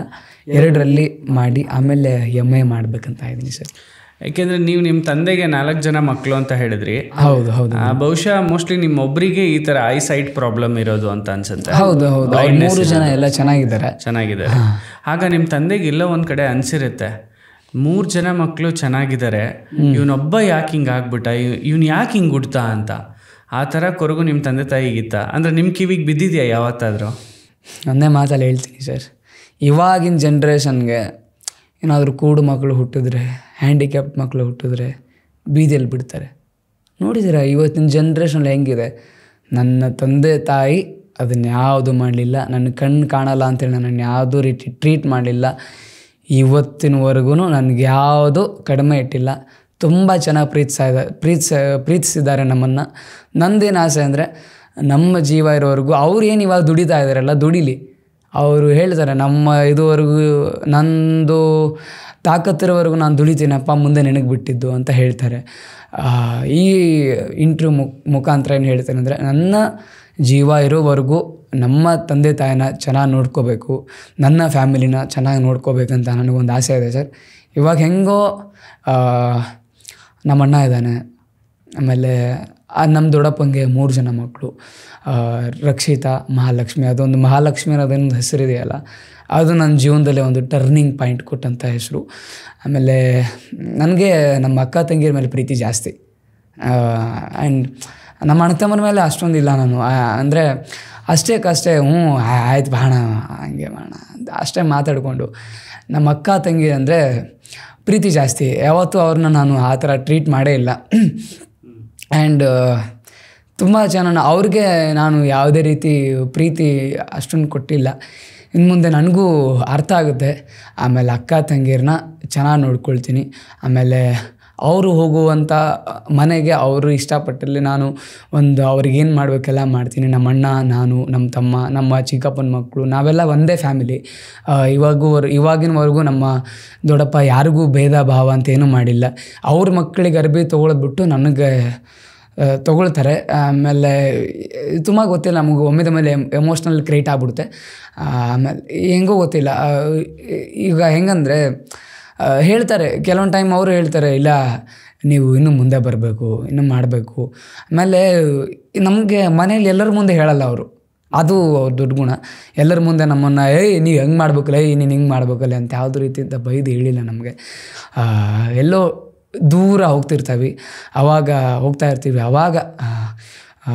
ಹೇಳ್ತಾ ಇರ್ತಾರೆ, ನಮ್ಮ ತಂದೆ ತಾಯಿ ಎಲ್ಲಿ ಬರೋಂಗಿಲ್ಲ, ನಮ್ಮ ದೊಡ್ಡಪ್ಪನ ಜೊತೆ ನಿಂತ್ಕೊಂಡು ಕೆಲಸ ಮಾಡ್ತಾರೆ. ಆಮೇಲೆ ಹೇಳ್ತಾ ಇರ್ತಾರೆ, ನೀನು ಹಿಂಗೆ ಮಾಡಬೇಕು, ನೀನು ಹಿಂಗೆ ಸಾಧಿಸ್ಬೇಕು, ನಿನ್ನನ್ನು ಆ ರೀತಿಯಲ್ಲಿ ನೋಡಬೇಕು, ನಿನ್ನನ್ನು ಈ ರೀತಿಯಲ್ಲಿ ನೋಡಬೇಕು. ಖಂಡಿತ ಈ ಜನ್ಮದಲ್ಲಿ ನಾನು ಏನೇನು ಮಾಡಬೇಕು ನಿಮಗೆ, ಆಮೇಲೆ ನನ್ನ ಫ್ಯಾಮಿಲಿಗೆ ಏನೇನು ಮಾಡಬೇಕು 100% ಮಾಡ್ತೀನಿ. ಇನ್ನೂ ಒಳ್ಳೆಯ ಒಂದು ಸಾಧನೆ ಮಾಡ್ತೀನಿ. ಗೊತ್ತಿಲ್ಲ ಸರ್, ತುಂಬ ಕಷ್ಟಪಡ್ತಾ ಇದ್ದೀನಿ ಲೈಫಲ್ಲಿ. ಕಷ್ಟಪಟ್ಬಿಟ್ಟು ಎಲ್ಲ ರೀತಿಯಿಂದ ಅಭ್ಯಾಸ ಮಾಡ್ತಾಯಿದ್ದೀನಿ. ನಮ್ಮ ಗುರುಗಳಿಗೆ ಒಂದು ತಕ್ಕ ಶಿಷ್ಯನಾಗಿದ್ದೀನಿ. ನನ್ನ ಫ್ಯಾಮಿಲಿಗೆ ಒಂದು ತಕ್ಕ ಮಗನಾಗಿದ್ದೀನಿ. ಯಾಕಂದರೆ ನಮ್ಮ ಅತ್ತೆ ಅಂದರು, ನಮ್ಮ ದೊಡ್ಡಪ್ಪ, ನಮ್ಮಪ್ಪ, ನಮ್ಮ ಚಿಕ್ಕಪ್ಪ ಎಲ್ಲ ದೊಡ್ಡ ಫ್ಯಾಮಿಲಿ ನಮ್ಮದು. ಏನಿಲ್ಲ ಅಂದರೆ ಸುಮಾರು ಒಂದು 25 ಜನ ಆಗ್ತೀವಿ ನಾವು. ಸೊ ಈಗೆಲ್ಲ ಫ್ಯಾಮಿಲಿ ಒಟ್ಟಾಗಿರ್ತೀವಿ, ಎಲ್ಲರೂ ತುಂಬ ಚೆನ್ನಾಗಿದ್ದೀವಿ. ದೇವ್ರ ಆಶೀರ್ವಾದ, ಕರ್ನಾಟಕ ಜನತೆ ಆಶೀರ್ವಾದ ನಮ್ಮ ಫ್ಯಾಮಿಲಿ ಮೇಲೆ, ನಿಮ್ಮ ಫ್ಯಾಮಿಲಿ ಮೇಲೆ, ಎಲ್ಲರ ಮೇಲೆ ದೇವರ ಆಶೀರ್ವಾದ ಹಿಂಗೆ ಇರಲಿ ಅಂತ ಕೇಳ್ಕೊಳ್ಳೋಕೆ ಇಷ್ಟಪಡ್ತೀನಿ. ಇಲ್ಲಿವರೆಗೂ ನಾನೇನು ಬೆಳೆದಿದ್ದೀನಿ ಅದು ಗವಾಯಿಗಳ ಆಶ್ರಮ, ಅದು ಪುಟ್ಟಯ್ಯನ ಆಶೀರ್ವಾದ. ಆ್ಯಂಡ್ ಝೀ ಕನ್ನಡ ನನಗೊಂದು ಒಳ್ಳೆಯ ಆಪರ್ಚುನಿಟಿ ಕೊಡ್ತು. ಸರಿಗಮಪ ಒಂದು ವೇದಿಕೆ, ಸೀಸನ್ 19 ಕಂಟೆಸ್ಟೆಂಟು. ಅದು ನನ್ನ ಲೈಫ್ ಇರೋವರೆಗೂ ಅದು ಮರೆಯಲಾಗದ ಒಂದು ಮೂಮೆಂಟು.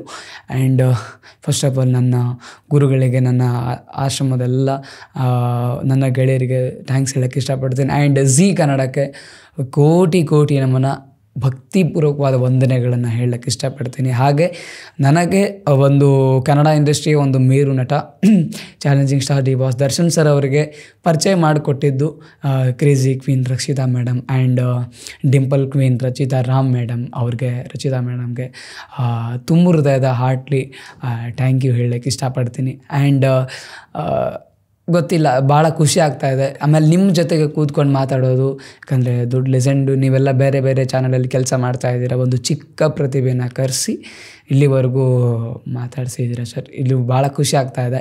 ಆ್ಯಂಡ್ ಸ್ಪೆಷಲ್ ಆಗಿ ಇನ್ನೂ ಸಾಕಷ್ಟಿದೆ ನಿಮ್ಮ ಜೊತೆ ಮಾತಾಡೋದು, ನೀವು ಮುಗಿಸೋ ಕೊಡ್ತಾ ಇದ್ದೀರಿ. ಇಲ್ಲ ಸರ್, ನಾನು ಹೇಳ್ಬಿಟ್ಟು ಆಮೇಲೆ ಮುಂದೆ ಕಂಟಿನ್ಯೂ ಮಾಡೋಣ. ಎಸ್, ಅಂದರೆ ನನ್ನ ಪ್ರಶ್ನೆ ಏನಿತ್ತು ಗೊತ್ತಾ ನಿಮಗೆ?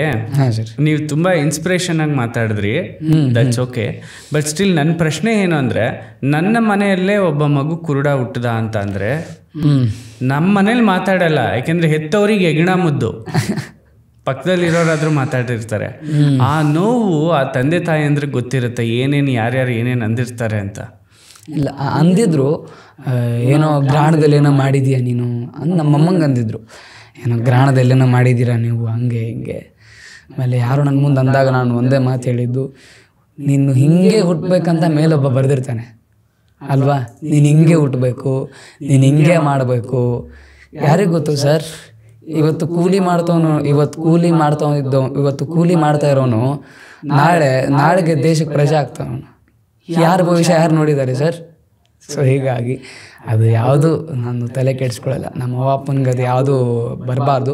ಆ್ಯಂಡ್ ಹೇಳಿದಾಗ ನಾನು ಅದೇ ಇಲ್ಲಮ್ಮ, ಏನೋ ಗೊತ್ತಿಲ್ಲ, ದೇವ್ರು ಹಿಂಗೆ ಬರೆದಿರ್ತಾನೆ, ನಾವು ಹಿಂಗೆ ಆಗಬೇಕು ಅಂತ. ಒಂದು ವೇಳೆ ದೇವರು ನಮ್ಗೆ ಕಣ್ಣು ಕೊಡಲಿಲ್ಲ ಅಂದರೆ ನಾವಿಷ್ಟು ಮುಂದೆ ಬರೋಕ್ಕಾಗ್ತಿರ್ಲಿಲ್ಲ. ಆ್ಯಂಡ್ ನಮ್ಮ ದರ್ಶನ್ ಸರ್ ಅದೇ ಹೇಳ್ತಾರೆ, ರೇವಣ್ಣ ಈ ಜಗತ್ತು ಸರಿ ಇಲ್ಲ, ಇದು ಬೇಜಾರು ಮಾಡ್ಕೋಬೇಡಿ, ನೀವು ಹಿಂಗೆ ಇರ್ಬೇಕು, ನೀವು ಭಾಳ ಚೆನ್ನಾಗಿದ್ದೀರಾ ನೀವು ಅಂತ ಹೇಳ್ತಾರೆ. ಸೊ ನನಗೂ ಆ ರೀತಿ ಆಸೆ ಯಾವುದೂ ಇಲ್ಲ, ಹಿಂಗೆ ಜಗತ್ತನ್ನ ನೋಡಬೇಕು ಅಂಥೇಳಿ. ಎಲ್ಲರೂ ಪ್ರೀತಿ ಪಡಿತಾ ಇದ್ದೀನಲ್ಲ ಸರ್, ಇದಕ್ಕಿಂತ ಒಂದು ಭಾಗ್ಯ, ಇದಕ್ಕಿಂತ ಒಂದು ಪುಣ್ಯ ಯಾರಿಗೂ ಸಿಗಲ್ಲ. ಅದು ಖುಷಿ ನನಗೆ. ಸೊ ನಿಮ್ಗೆ ಈ ಮೆಮೊರಿ ಎಲ್ಲ ಹೇಗೆ ಅಂತ ಅಂದರೆ, ನೀವು ಒಬ್ಬ ಮನುಷ್ಯನ ಭೇಟಿ ಮಾಡಿದ್ರೆ ಕೊನೆಯವರೆಗೂ ಜ್ಞಾಪಕ ಇಟ್ಕೊಡ್ತೀನಿ ಸರ್, ನನಗೆ 10 ವರ್ಷ ಬಿಟ್ಟು ಬಂದ್ರೂ ನಾನು ನಿಮ್ಮನ್ನು ಮರೆಯೋದಿಲ್ಲ ಅಂದ್ರಲ್ಲ, ಹೇಗೆ ಈ ಮೆಮೊರಿ ಎಲ್ಲ? ಇಲ್ಲ, ಅದು ದೇವ್ರು ಕೊಟ್ಟಿದ್ದು ಒಂದು ವರ ಸರ್. ಅದು ಇವಾಗ ನೀವು ಮೀಟ್ ಆದ್ರಿ, ನಿಮ್ಗೊಂದು ಫೋನ್ ನಂಬರ್ ನನಗೆ ಹೇಳಿದ್ರಿ ಅಂದರೆ, ನಿಮ್ಮ ಕೈ ಸ್ಪರ್ಶ ನಾನು ಕರೆಕ್ಟಾಗಿ ನೋಟ್ ಮಾಡ್ಕೊಂಡ್ರೆ ಇವ್ರು ಹಿಂಗೆ ಇದ್ದಾರೆ ಅಂತ. 10 ವರ್ಷ ಅಲ್ಲ ಸರ್, 20 ವರ್ಷ ಬಿಟ್ಟು ಬಂದ್ರೂ ಇಲ್ಲ, ನೀವು ಆಕಾಶ್ ಅವರು ನಂದೊಂದು ಇಂಟರ್ವ್ಯೂ ಮಾಡಿದ್ರಿ, ಭಾಳ ಖುಷಿ ಕೊಟ್ಟಿತ್ತು ನನಗೆ ಅಂತ ನಾನು ಆವಾಗಲೇ ಹೇಳ್ಬಿಡ್ತೀನಿ ನಿಮಗೆ. ಓಕೆ, ಅಷ್ಟು ಮೆಮೊರಿ ಉಳಿಯುತ್ತೆ? 100% ಸರ್. ಓಕೆ, ಇವಾಗ ಹಂಗಂದ್ರೆ ನಿಮ್ಮ ಮೆಮೊರಿಯಲ್ಲಿ ಇವತ್ತು ಒಂದು ನಂಬರ್ ಹೇಳ್ತೀನಿ, ಎಷ್ಟು ವರ್ಷ ಉಳ್ಕೊಳ್ಳುತ್ತೆ? ನೀವು ಹೊಳ್ಳಿ ಯಾವಾಗ ಬಂದು ಕೇಳಿದ್ರು ನಾನು ಹೇಳ್ತೀನಿ ಸರ್. ಹೌದಾ? ನಾನು ನಂಬರ್ ಇಲ್ಲ, ಒಂದು 5 ಡಿಜಿಟ್ದು ಹೇಳಿ ಸರ್. 9035313303. ಈಗ ಸರ್ 9035 ಹಾಂ ಸರ್ 31 ಹಾಂ ಸರ್ 33 ಹಾಂ ಸರ್ 03 9035313303 ಸರ್. ಹೌದಾ? 9035313303. ಹೌದಾ? ಹ್ಞೂ ಸರ್, ಅದನ್ನೇ ನಾನು ಹೇಳಿದ್ದು. ಹೌದು ಸರ್, ಅದೇ 100% ಸರ್. ಓಕೆ, ಸೊ ಈ ಥರ ನಿಮ್ಮ ಮೆಮೊರಿಯಲ್ಲಿ ಎಷ್ಟು ನಂಬರ್ಸ್ಗಳು ಸ್ಟೋರ್ ಆಗಿದೆ ಹಾಗಾದರೆ? ಸುಮಾರು ಒಂದು 10,000 ನಂಬರ್ ಇದೆ ಸರ್. ಏನು 10,000 ಸರ್? 10,000 ಕಾಂಟ್ಯಾಕ್ಟ್ ನಂಬರ್ ನಿಮ್ಮ ಮೈಂಡಲ್ಲೇ? ಹೌದು ಸರ್. ಡಿಜಿಟಲಿ ಎಲ್ಲ ಸರ್. ಎಷ್ಟು GB ಕಾರ್ಡ್ ಇದೆ ನಿಮ್ಮ ಮೈಂಡಲ್ಲಿ ಹಾಗಾದರೆ? ಯಾರಿಗೆ ಗೊತ್ತು ಸರ್, ಮೇಲೊಬ್ಬ ಫಿಕ್ಸ್ ಮಾಡಿರ್ತಾನಲ್ಲ ಸರ್. ಹಾಂ, ದೇವರಿಗೆ ಗೊತ್ತು ಸರ್. ಓಕೆ. ಆಮೇಲೆ ಎಲ್ಲ ಹಾಡುಗಳನ್ನು ನೆನಪಿಟ್ಕೊಳ್ತೇನೆ. ಲಿರಿಕ್ಸ್ಗಳನ್ನೂ ಕೂಡ? ಹೌದು ಸರ್. ನಿಮಗೆ ಸ್ಪರ್ಶದಿಂದ ಗೊತ್ತಾಗುತ್ತಾ ಅಥವಾ ಹಾಡನ್ನ ಕೇಳಿಸ್ಕೊಳ್ತೀರಾ? ಕೇಳಿಸ್ಕೊಂಡು. ಇದು ನಿಮ್ಮಲ್ಲಿ ಕಣ್ಣು ಇಲ್ದಲೇ ಇರೋರಿಗೆ ಒಂದು ಇದಿದೆಯಲ್ಲ, ಅಕ್ಷರಾಭ್ಯಾಸ ಮಾಡುವಂಥ ಒಂದು ಬ್ರೈಲ್ ಲಿಪಿ, ಲೋಯಿ ಬ್ರೈಲ್ ಅವರು ಕಂಡು ಹಿಡಿದಿದ್ದು. ಹಾಂ, ಅದನ್ನು ನೀವೇನು ಕಲ್ತಿಲ್ಲ? ಇಲ್ಲ, ಅದನ್ನು ಕಲಿತಾ ಇದ್ದೀನಿ. ನನ್ನ ಗೆಳೆಯರೆಲ್ಲ ಬರೀತಾರೆ, ಸೊ ನಾನು ಇನ್ಮೇಲೆ ಕಲಿಬೇಕು ಅಂತ. ಸ್ಪರ್ಶದಿಂದ ಗೊತ್ತಾಗತ್ತೆ? ಹೌದು ಸರ್. ಅದು ಹೆಂಗಂದ್ರೆ, ಇವಾಗ ನೀವು ರಂಗೋಲಿ ಇಡ್ತೀರಲ್ಲ, ಒಂದು ಮನೆ ಇರುತ್ತೆ, ಅದು ಹಿಂಗೆ ಡಾಟ್ ಹಿಂಗೆ 1 2 3 ಅದ್ರ ಪಕ್ಕ 4 5 6 ಒಂದೇ ಮನೇಲಿ ಬರ್ಬೇಕದು. ಇವಾಗ ನಾವು ಬರಿಬೇಕಂದ್ರೆ ಒಂದು ಚುಕ್ಕಿ ಕೊಡ್ಬೇಕು, ನಾವು ಒಂದೇ ಚುಚ್ಬೇಕಲ್ಲಿ. ಆಮೇಲೆ 2ನೇ ಮನೆ ಬಿಡಬೇಕು. ಬರಿಬೇಕಂದ್ರೆ 3 4 5 3 4 5 ಅಷ್ಟೇ ಮಾಡ್ಬೇಕು ಸರ್. ಹಿಂಗೆ ಅದೆಲ್ಲ ಚಿಕ್ಕಿ ಮೇಲೆ ಇರುತ್ತೆ. ಆ ಚುಕ್ಕಿ ನಾವು ಕರೆಕ್ಟಾಗಿ ಕಲ್ತ್ರೆ ಆಮೇಲೆ ಅಕ್ಷರ ಜ್ಞಾನ ಅವೆಲ್ಲ ಬರುತ್ತೆ ಸರ್. ಓಕೆ, ಸೊ ಹಾಗಾಗಿ ನಿಮಗೆ ಮೆಮೊರಿ ಪವರು ಇದೆ, ಅದ್ರ ಜೊತೆಗೆ ಈ ಲಿಪಿಯನ್ನು ಇವಾಗ ಕಲಿತಾ ಇದ್ದೀರಾ? ಹೌದು ಹೌದು. ನಾನು ಇನ್ನೊಂದು ಪ್ರಶ್ನೆ ಕೇಳಲ್ಲ ನಿಮಗೆ. ಹೇಳಿ ಸರ್. ನೀವು ಬಟ್ಟೆ ಕಲರನ್ನು ಹೇಗೆ ಗುರುತಿಸ್ತೀರಾ? ಅದು ಗೊತ್ತಾಗಲ್ಲ ಸರ್. ಗೊತ್ತಾಗೋದಿಲ್ಲ. ಆಮೇಲೆ ಆ ಬಟ್ಟೆ ಪೀಸ್ ಮೇಲೆ ಹೇಳ್ಬೋದೇ ಇದು ನಂದೇ ಬಟ್ಟೆ ಅಂತೇಳಿ. ಹೌದಾ? ಹಾಂ ಹಾಂ ಸರ್. ಮುಟ್ತಿದ್ದಂಗೆ ಗೊತ್ತಾಗುತ್ತೆ ಇದು ನಂದೇ ಬಟ್ಟೆ? ಹೌದು ಹೌದು ಹೌದು. ಬಟ್ ಕಲರ್ ಬಣ್ಣಗಳು ಗೊತ್ತಾಗಲ್ಲ, ಬಣ್ಣಗಳ ವ್ಯತ್ಯಾಸ ಗೊತ್ತಾಗೋದಿಲ್ಲ ನೀವು? ಇಲ್ಲ ಇಲ್ಲ ಇಲ್ಲ ಗೊತ್ತಾಗಲ್ಲ. ಬಟ್ಟೆ ನೀವೇ ಹಾಕ್ಕೊಳ್ತೀರಿ? ಹೌದು, ನಾನೇ ಹಾಕ್ಕೊಳ್ತೀನಿ. ಚಿಕ್ಕ ವಯಸ್ಸಿಂದ? ಹೌದು, ಫಸ್ಟೆಲ್ಲ ಅಮ್ಮ ತೋರಿಸ್ತಿದ್ರು. ಇವಾಗ ಏನೋ ಫಸ್ಟ್ ಸ್ಟ್ಯಾಂಡರ್ಡ್ಗಿಂತ ತೆಳಗನ ನಾವೇ ಹಾಕೊಳ್ಳೋದಿಲ್ಲ. ಓಹೋ. ಆಮೇಲೆ ತಂದೆ ತಾಯಿ ಕಷ್ಟ ಏನಂತ ನಮಗೆ ಗೊತ್ತಾಗೋದು ಮನೆ ಬಿಟ್ಟು ದೂರಲ್ಲಿ ಮಠಕ್ಕೆ ಬರ್ತೀವಲ್ಲ, ಮಠಕ್ಕೆ ಬಂದಾಗ ನಮ್ಮ ಬಟ್ಟೆ ನಾವೇ ಒಗಿಬೇಕು, ಆವಾಗ ಗೊತ್ತಾಗುತ್ತೆ ಓ ಹಿಂಗಿತ್ತು ಅವ್ರ ಕಷ್ಟ ಅಂಥೇಳಿ. ನೀವು ಬಟ್ಟೆ ತೊಳ್ಕೊಳ್ತೀರಾ? ಹ್ಞೂ ಸರ್. ನಿಜವಾಗ್ಲೂ? ಹ್ಞೂ ಸರ್. ನಿಮಗೆ ಕೊಳೆ ಆಗಿದೆ ಅಂತ ಹೇಗೆ ಗೊತ್ತಾಗುತ್ತೆ? ಯಾರಾದರೂ ನಾರ್ಮಲ್ ಇರ್ತಾರಲ್ಲ, ಹಣ ಇದು ಕೊಳೆ ಆಗಿದೆಯಾ, ಆಮೇಲೆ ಸ್ವಚ್ಛ ಆಗಿದೆಯಾ ಅಂತಲೂ ಗೊತ್ತಾಗಲ್ಲ ನಮಗೆ. ನಮಗೆ ಮನ್ಸಿಗೆ ಸಮಾಧಾನ ಆಗೋವರೆಗೂ ತಿಕ್ಕದೆ ತಿಕ್ತಾ ಇರೋದೆ ಸುಮ್ಮನೆ. ಹೌದು, ಒಂದು 10 ನಿಮಿಷ 5 ನಿಮಿಷ ಒಂದು ಡ್ರೆಸ್ಗೆ ಹೋಗುತ್ತೆ, ನಂಬಲ್ಲ ನೀವು. ಆ್ಯಂಡ್ ಇದು ಮಾಡ್ತೀವಿ, ಅರ್ಥ ಆಗುತ್ತೆ ಅದು. ಆಮೇಲೆ ಎಲ್ಲ ಕಡೆ ಸಾಬೂನು ಕರೆಕ್ಟಾಗಿ ಆದಮೇಲೆ ಇದು ಕರೆಕ್ಟಾಗಿ ಆಗಿದೆ. ಆಮೇಲೆ ಅದು ಏನು ಆಮೇಲೆ ನಾವು ಎದಕ್ಕೂ ಕಡಿಮೆ ಇಲ್ಲ ಸರ್, ಅದನ್ನಂತೂ ನಾವು ಹೇಳ್ಬೋದು. ಇವಾಗೆಲ್ಲ ಲ್ಯಾಪ್ಟಾಪ್ ಯೂಸ್ ಮಾಡ್ತೀವಿ, ಫೋನ್ ಯೂಸ್ ಮಾಡ್ತೀವಿ, ಯೂಸ್ ಮಾಡ್ತೀವಿ. ಆಮೇಲೆ ಬ್ಲೂಟೂತ್ ಕನೆಕ್ಷನ್ ಮಾಡ್ತೀವಿ. ಓಕೆ. ಆಮೇಲೆ ಇವಾಗ ಗೊತ್ತಿಲ್ಲ, ನಮ್ಮಣ್ಣ ಸ್ವಲ್ಪ ಕಂಪ್ಯೂಟರ್ ಹೇಳ್ಕೊಡ್ತಾವ ನಮ್ಗೆ. ಇವಾಗ ಬೇಸಿಗೆ ರಜೆ ಇದ್ದಾಗ ಅದನ್ನು ಒಂದು ಟ್ರೈ ಮಾಡಬೇಕು. ನಡೀತಾ ಇದೆ ಸರ್, ಎಲ್ಲ ಥರದ್ದು ಮಾಡ್ತೀನಿ ಸರ್, ಇದು ಬರೋಂಗಿಲ್ಲ. ಮೊಬೈಲ್ ಹೇಗೆ ಯೂಸ್ ಮಾಡ್ತೀರಿ? ವಾಯ್ಸ್ ಕಮಾಂಡಾ? ಹೌದು. ಮೊಬೈಲ್ ಯೂಸ್ ಮಾಡೋದು ಹೇಗೆ ತೋರಿಸಿ? ಇದು ಸರ್ ಫ್ಲೈಟ್ ಮೋಡ್ ಹಾಕೋನೆ. ಇವಾಗ ಕೇಳಿಸ್ತಾ ಇದೆ ಸರ್? ಸುಭಾಷ್ ನಗರನಾ ಸರ್ ಇದು? ಇಲ್ಲ, ಮೋಸ್ಟ್ಲಿ ಸುಭಾಷ್ ನಗರ ಅಂತ ನಾನು ಹೇಳ್ತಾ ಇದೆ. ಫ್ಲೈಟ್ ಮೋಡು ಹಾಕಿದ್ದಾರೆ, ಇದನ್ನ ಆಫ್ ಮಾಡಿದ್ದೀನಿ. ಒಂದು ನಿಮಿಷ, ಸ್ಕ್ರೀನ್ ಕಾಣ್ತಾ ಇಲ್ಲ ನಿಮಗೆ. ಕಾಣಿಸ್ತಾ ಇದೆಯಾ ಸರ್? ಬ್ಯಾಟ್ರಿ 95% ಇದೆ sir. Have a nice day. ಹಾಂ, ತದನಂತರ ಆ್ಯಂಡ್ ಇವಾಗ ಇದೇನು ತೆಗೆದಿದ್ದಾರಲ್ಲ, ಫ್ಲೈಟ್ ಮೋಡ್ ತೆಗೆದ್ನಲ್ಲ, ಇದು ಮೊಬೈಲ್ ಡೇಟಾ ಸರ್ ಬಂತು ನೋಡಿ ಸರ್. ಎಲ್ಲ ಫೋನ್ ಮಾಡಿದ್ದಿದ್ದು. ಆಮೇಲೆ ನನ್ನ ಇನ್ಸ್ಟಾಗ್ರಾಮ್ ಅಕೌಂಟು ಇಲ್ಲಿದೆ ನೋಡಿ ಸರ್. ಇದೆಲ್ಲ ಸ್ಟೋರಿ ಲೈಕ್ ಮಾಡಿದ್ದಾರೆ. ಇದು ನನ್ನ ಪ್ರೊಫೈಲು, ಕುಮಾರ್ ರೇವಣ್ ಸಿದ್ದು ಫುಲಾರಿ ಅಫೀಷಿಯಲ್. ರೇವಣ್ ಸಿದ್ದು ಫುಲಾರಿ ಅಫೀಷಿಯಲ್ಲು. ಇದಕ್ಕೆ ಫಾಲೋ ಎಷ್ಟು ಜನ ಇದ್ದಾರೆ ಅಂದರೆ, ಈ ನೆಟ್ವರ್ಕ್ ಬರ್ತಾ ಇಲ್ಲ, ಇಲ್ಲಾಂದರೆ ಜಗ್ತಿತ್ತು. ಹೀಗೆಲ್ಲ ಇರುತ್ತೆ ಸರ್. ಇದೆಲ್ಲ ರೀಲ್ಸ್ ಮೇಲೆ ಕ್ಲಿಕ್ ಮಾಡಿದ್ರೆ ರೀಲ್ಸ್ ಬರುತ್ತೆ. ಸೊ ನೆಟ್ವರ್ಕ್ ಕರೆಕ್ಟಾಗಿ ಸಿಗ್ತಿಲ್ಲ, ಈ ಥರ ಸರ್. ನನ್ನ ನಂಬರ್ ಡಯಲ್ ಮಾಡಿ, ನಾನು ಆವಾಗಲೇ ಹೇಳಿದ್ನಲ್ಲ ಆ ನಂಬರ್ನ. ಹಾಗಾದರೆ ಒಂದು ನಿಮಿಷ ಸರ್. 903135 903531.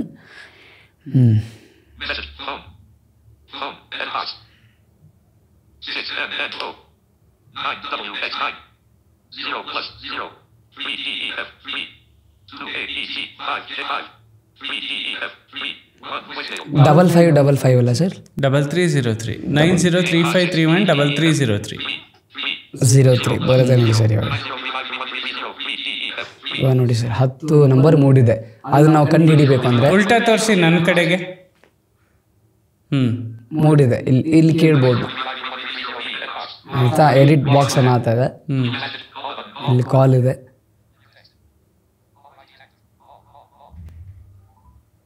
ಕಾಲ್ ಆಗ್ತಾ ಇದೆ. ಬಂತು ನೋಡಿ ಸರ್, ಬಂತು. ಹಾಗೆ ಸರ್. ಹಂಗಂದ್ರೆ ನಿಮ್ಮ ಮೊಬೈಲ್ನ ನೀವೇ ಯೂಸ್ ಮಾಡ್ತೀರಾ? ಹೌದು.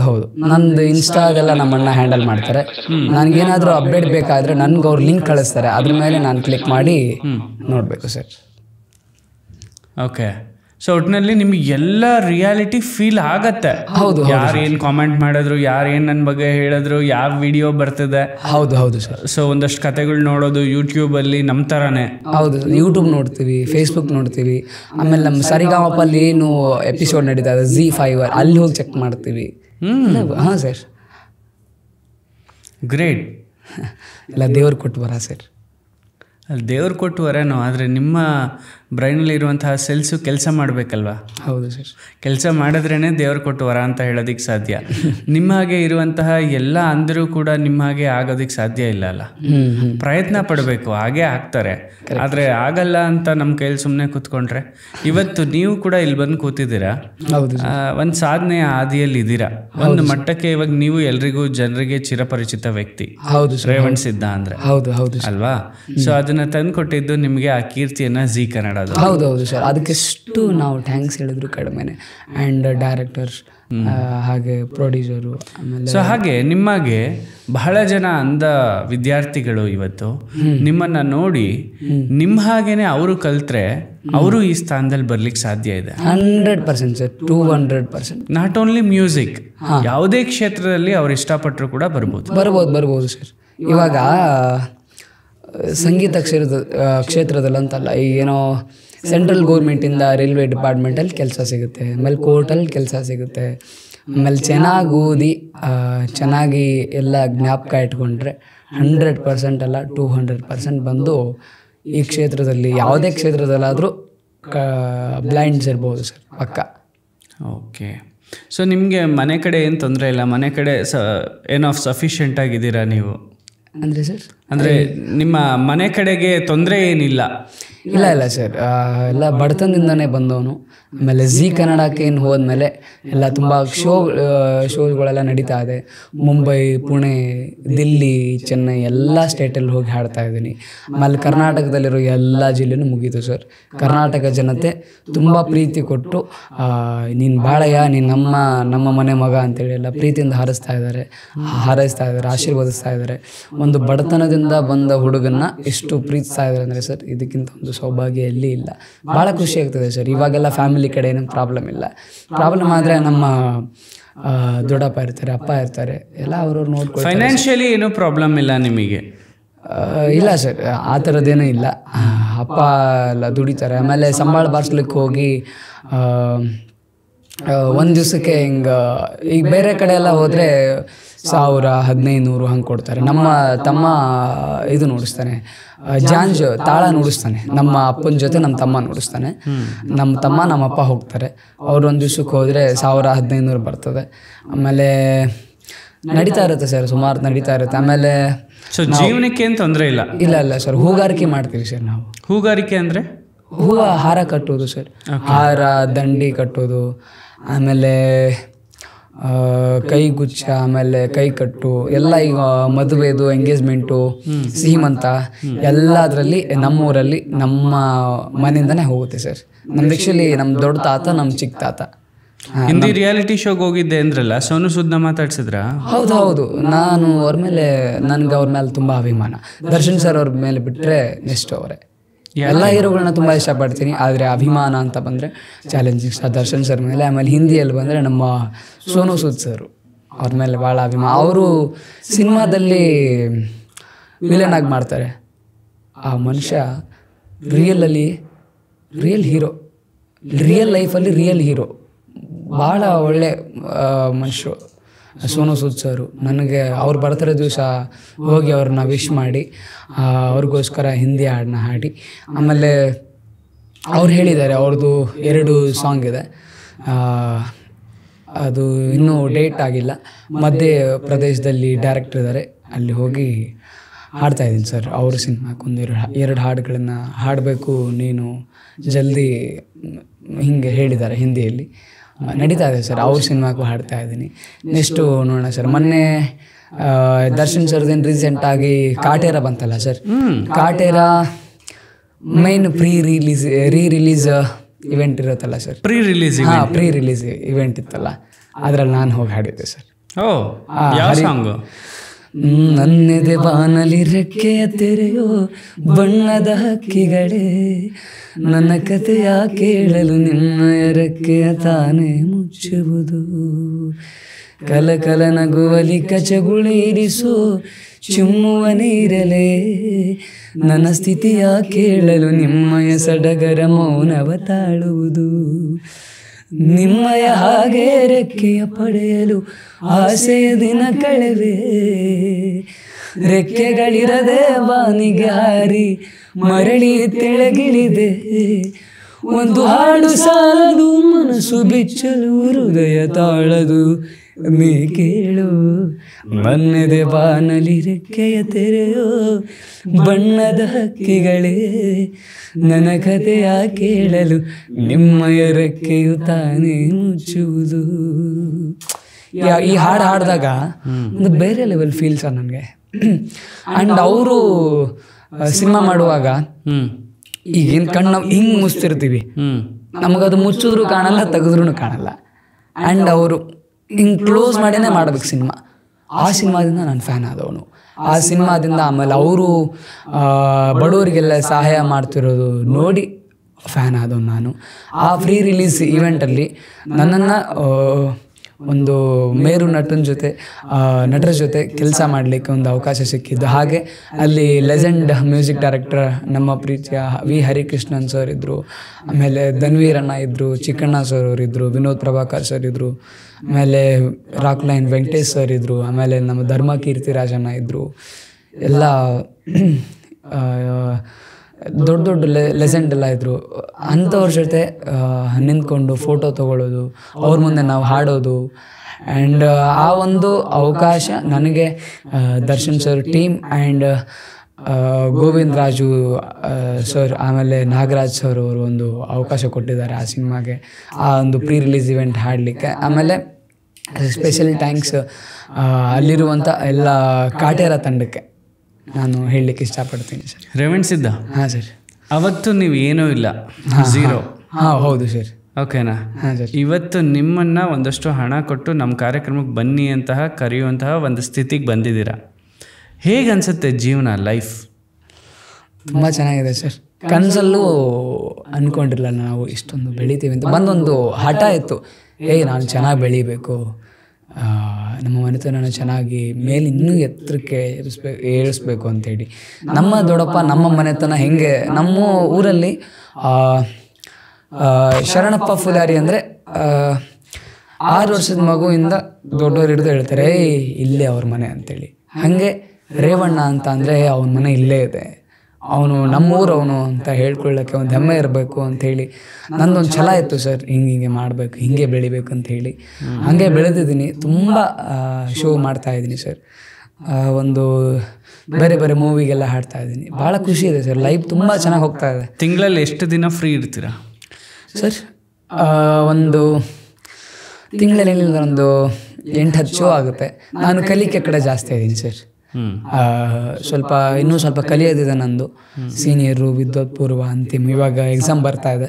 ಎಕ್ಸಾಮ್ ಸಲುವಾಗಿ ಒಂದು ಸ್ವಲ್ಪ ಶೋ ಕಡಿಮೆ ಮಾಡಿಕೊಂಡು ಆಮೇಲೆ ಕಲಿಬೇಕಂತ. ಇನ್ನೂ ಈ ಸಂಗೀತ ಸಾಗರ ಇದ್ದಂಗೆ ಸರ್, ಇದು ಎಷ್ಟು ಕಲಿತ್ರೂ ಕಡಿಮೆನೇ.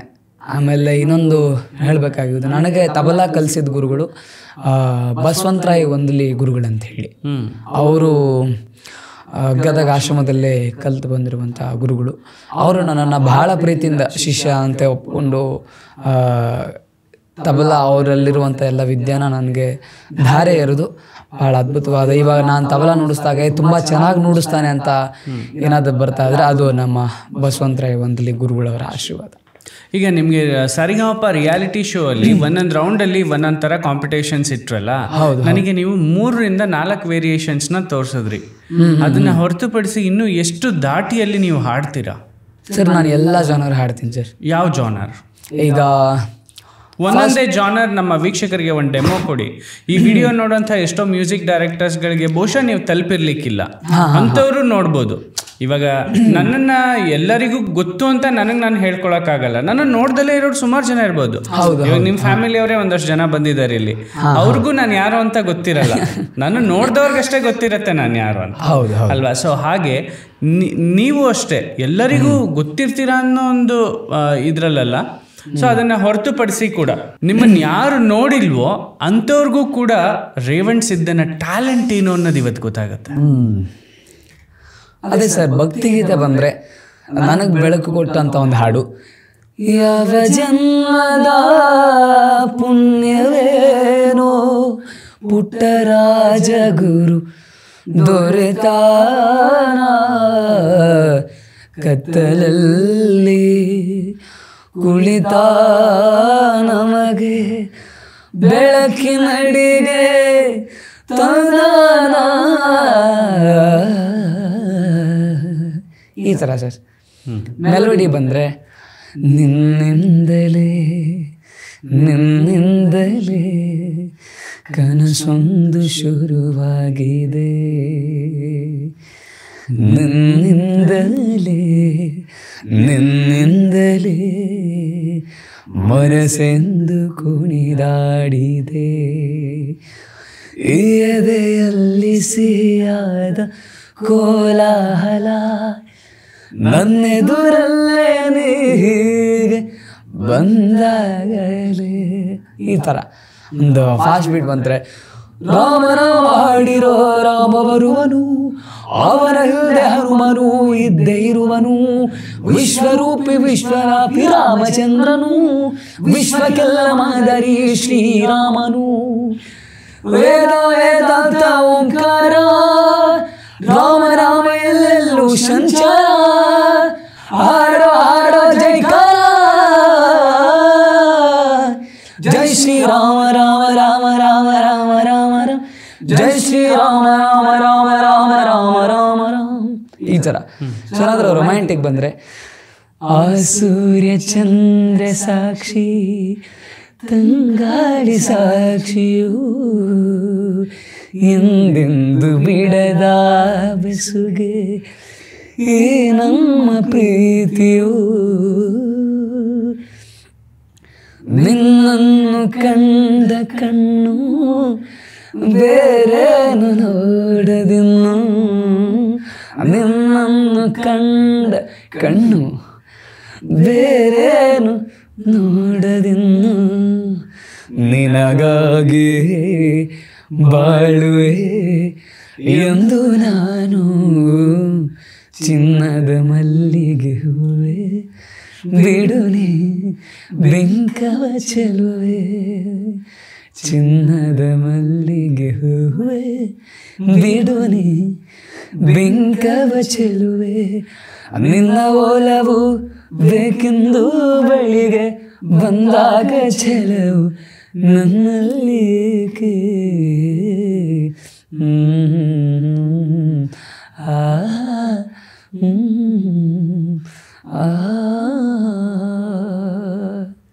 ಹಿಂಗೆ ಸರ್. ಹೆವಿ ಟ್ಯಾಲೆಂಟೆಡ್ ರೀ ನೀವು. Thank you sir. ಜಾನಪದ ನಿಮ್ಮ ಉತ್ತರ ಕರ್ನಾಟಕ ಶೈಲಿಯಲ್ಲಿ ಒಂದು ಬಿಡ್ರಲ್ಲ ಹಂಗೆ.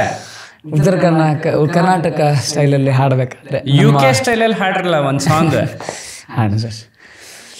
ಹಿಂದೊಂದು ಮುಂದಕ್ಕಿ ಹೊಳ್ಳಿ ನೋಡ್ದಂಗ, ನೀ ಹಂಗ ಆದರ ನಂಗ ಎದಿಗೆ ದಿಂಗ ಬಡದಂಗ, ಮೂಗ ಮರದರ ಮತ್ತಳಗಡರ ಎಷ್ಟ ಹೊಡದಂಗ, ನೀ ಹೊಳ್ಳಿ ನೋಡಿರ ಅಕ್ಕಿತು ಉಪ್ಪಿನಕಾಯಿ ಕಡದಂಗ, ಹಳ್ಳಿ ಹುಡುಗನ ಹಾಲ್ಟ ಗೆದ್ದಿ ಲಾವಣ್ಯ, ಈ ಮೀಸಿ ಮಾವನ ಮನಸ್ಸ ಕದ್ದಿ ಲಾವಣ್ಯ, ನನ್ನ ಟೆಕ್ಕಗ ಬಂದ ಯಾವಾಗ ಬೀಳ್ತಿ ಲಾವಣ್ಯ, ಲಾವಣ್ಯ ಲಂಗ ದವಣೆಗೆ ಮಸ್ತ ಕಾಂತಿ ಲಾವಣ್ಯ, ನಿನ್ನ ಫೋನ್ ನಂಬರ್ ಕೊಟ್ರ ಬರ್ತೈತಿ ಪುಣ್ಯ,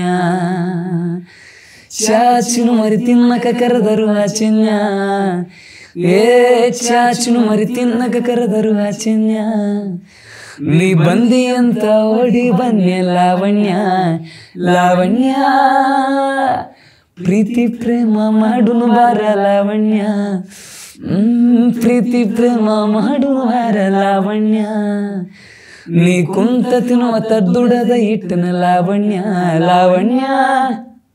ಹಂಗಾರೆ ಲಾವಣ್ಯನ ಹೆಸರಲ್ಲಿ ಇರೋದು ಮುಗೀತ್ ಕತೆ. ಇಲ್ಲ ಸರ್, ಅವಳು ಆ ಹೆಸರಲ್ಲಿರುವಂಥ ಒಂದು ಒಳ್ಳೆ ಹೆಸರನ್ನ ಇಟ್ಕೊಂಡು ಹಾಡು ಮಾಡಿದ್ದು ನಮ್ಮ ಬಾಳು ಬೆಳಗುಂದಿ ಅಣ್ಣ. ಈ ನೀವು ಡಿ ಬಾಸ್ ಅವ್ರ ಬಗ್ಗೆ ಒಂದು ಸಾಂಗ್ ಮಾಡಿದೆ ಅಂತ ಹೇಳಿದ್ರಿ ಅಲ್ವಾ? ಹೌದು ಹೌದು, ಯಾವ್ದು ಇವಾಗ ರಿಲೀಸ್ ಮಾಡ್ತೀನಿ ಸರ್. ಖಂಡಿತ ಆ ಒಂದು ಲೈನ್ ನಿಮ್ಮ ಚಾನಲಲ್ಲಿ ಹಾಡ್ತೀನಿ. ಅದೇ ಬರ್ತಡೇದು ಇವಾಗ ನೆಕ್ಸ್ಟ್ ಬರ್ತಡೇ ಇದೆಯಲ್ಲ, ಅದಕ್ಕೋಸ್ಕರ ಹಾಡ್ತಾ ಇದ್ದೀನಿ ಸರ್. ಕರುನಾಡಿಗೆ ಒಬ್ರೆ ಬಾಸು ನಮ್ಮ ಚಾಲೆಂಜಿಂಗ್ ಸ್ಟಾರು, ಚಿನ್ನದಂತ ನಾಣೆ ಇವರು, ಇವರಿಗೆ ಸರಿ ಸಾಟಿ ಯಾರು, ಬಂತು ಬಂತು ನೋಡು ನೋಡು ಕರುನಾಡ ಅಧಿಪತಿ ಚಾಲೆಂಜಿಂಗ್ ಸ್ಟಾರು ಡಿ ಬಾಸುರವರ ಹುಟ್ಟು ಹಬ್ಬ.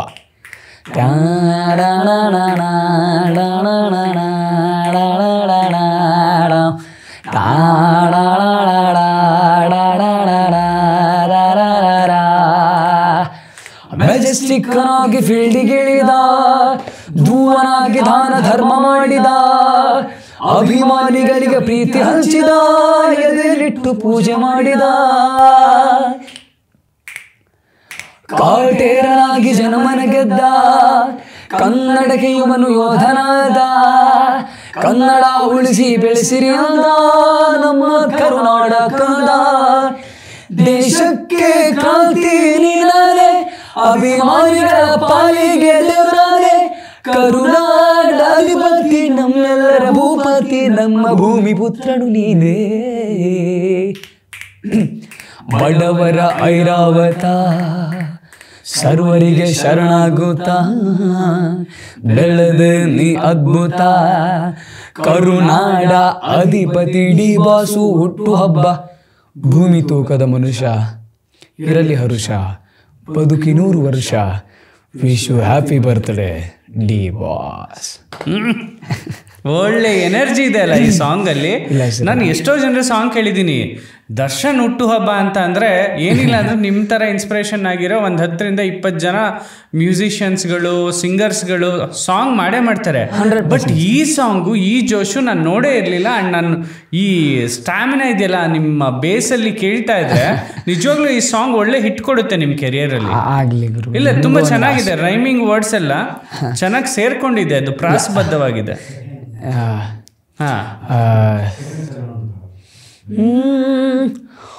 ಮೂಕ ಪ್ರಾಣಿಗಳಿಗೆ ಮಿತ್ರನಾದ, ಅಭಿಮಾನಿಗಳಿಗೆ ಒಡೆಯನಾದ, ರೈತರಿಗೆ ಯಜಮಾನನಾದ, ಕಾವೇರಿಗೆ ಧ್ವನಿ ಎತ್ತಿದ. ತಾನು ಬೆಳೆದು ತನ್ನವರ ಬೆಳೆಸಿದ, ತಾನು ಬೆಳೆದು ತನ್ನವರ ಬೆಳೆಸಿದ. ಸರ್ವ ಜನರು ನಮ್ಮವರು ಎಂದ, ಬೆಳೆವ ಪ್ರತಿಭೆಗಿವನು ಸ್ಫೂರ್ತಿಯಾದ, ಬಂಗಾರದ ಕಣಜವಾದ. ಕಾಲು ಎಳೆವ ಜನರ ಮಧ್ಯೆ ನನ್ನ ಅಭಿಮಾನಿಗಳು ನನಗೆ ಸಾಕಿದೆ. ಕರುನಾಡ ಮಹಾರಾಜ ಬಡವರ ರವಿತೇಜ, ನೀನು ಸ್ಫೂರ್ತಿ ಯಮಗೆ. ಚಾಲೆಂಜಿಂಗ್ ಆಗಿ ಬೆಳೆದೆ, ತಂದೆಯ ಹೆಸರು ಉಳಿಸಿದೆ, ಜಗಮೆಚ್ಚಿದ ಮಗನೀನಾದೆ. ಕರುನಾಡ ಅಧಿಪತಿ ಡಿ ಬಾಸು ಹುಟ್ಟು ಹಬ್ಬ. ತಾರಾರಾರ ರಾರಾರ ತಾನಾನ ಓ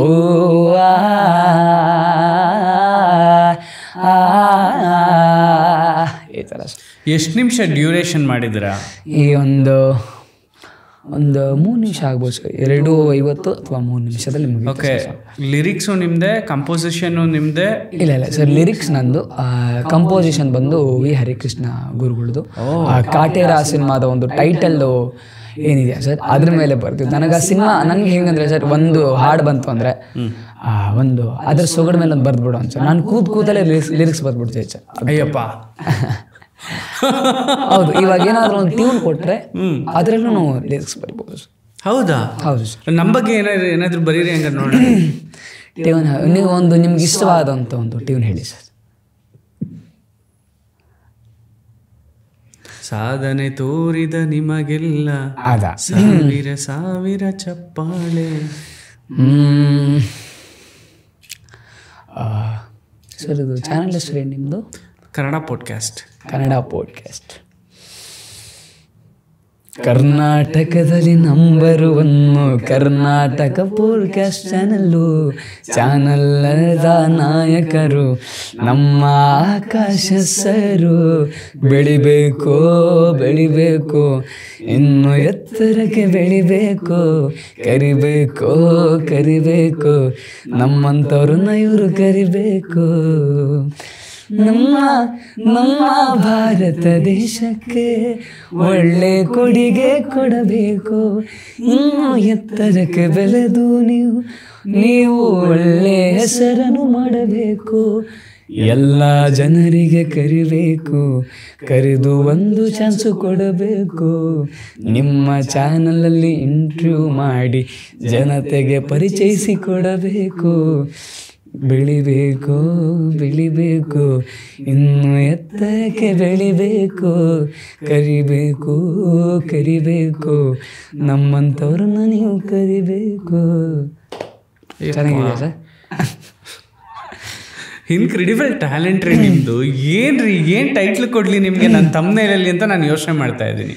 ಇಲ್ಲ ಸರ್, ನನಗೊಂದು ಖುಷಿ. ಯಾಕಂದ್ರೆ ನನಗೂ ಒಂದು ಚಾನ್ಸ್ ಇರುತ್ತಲ್ಲ ಕಲಿಯೋಕ್ಕೆ.